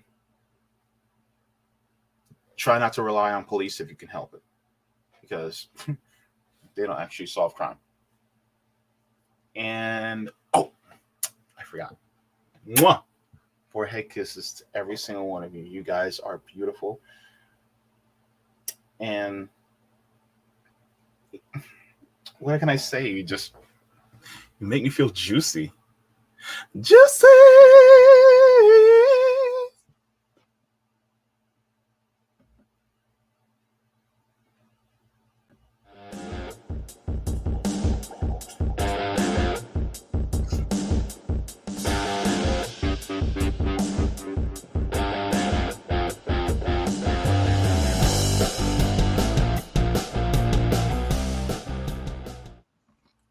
Dang it, Roger.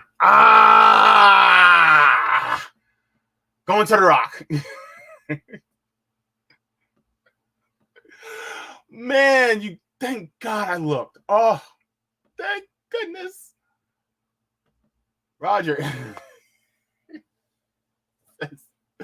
Speaking of New York, I wanted to shout out to my wonder twin sister Lucy and the gang for doing wonderful work in their Bronx Anti-War Community Coalition, a real deal grassroots organization that is doing the damn thing. Shout out Keenan, Jose, Janet, Rich, and Lucy. They're doing their thing, disrupting everything, getting kicked out of places, having their First Amendment rights violated by the government. Don't you just love it? All right. Thank you so very much for... Oh, gosh. Anyway, bye. I see ya. Love you. Mwah. Another forehead kiss. Back on, baby.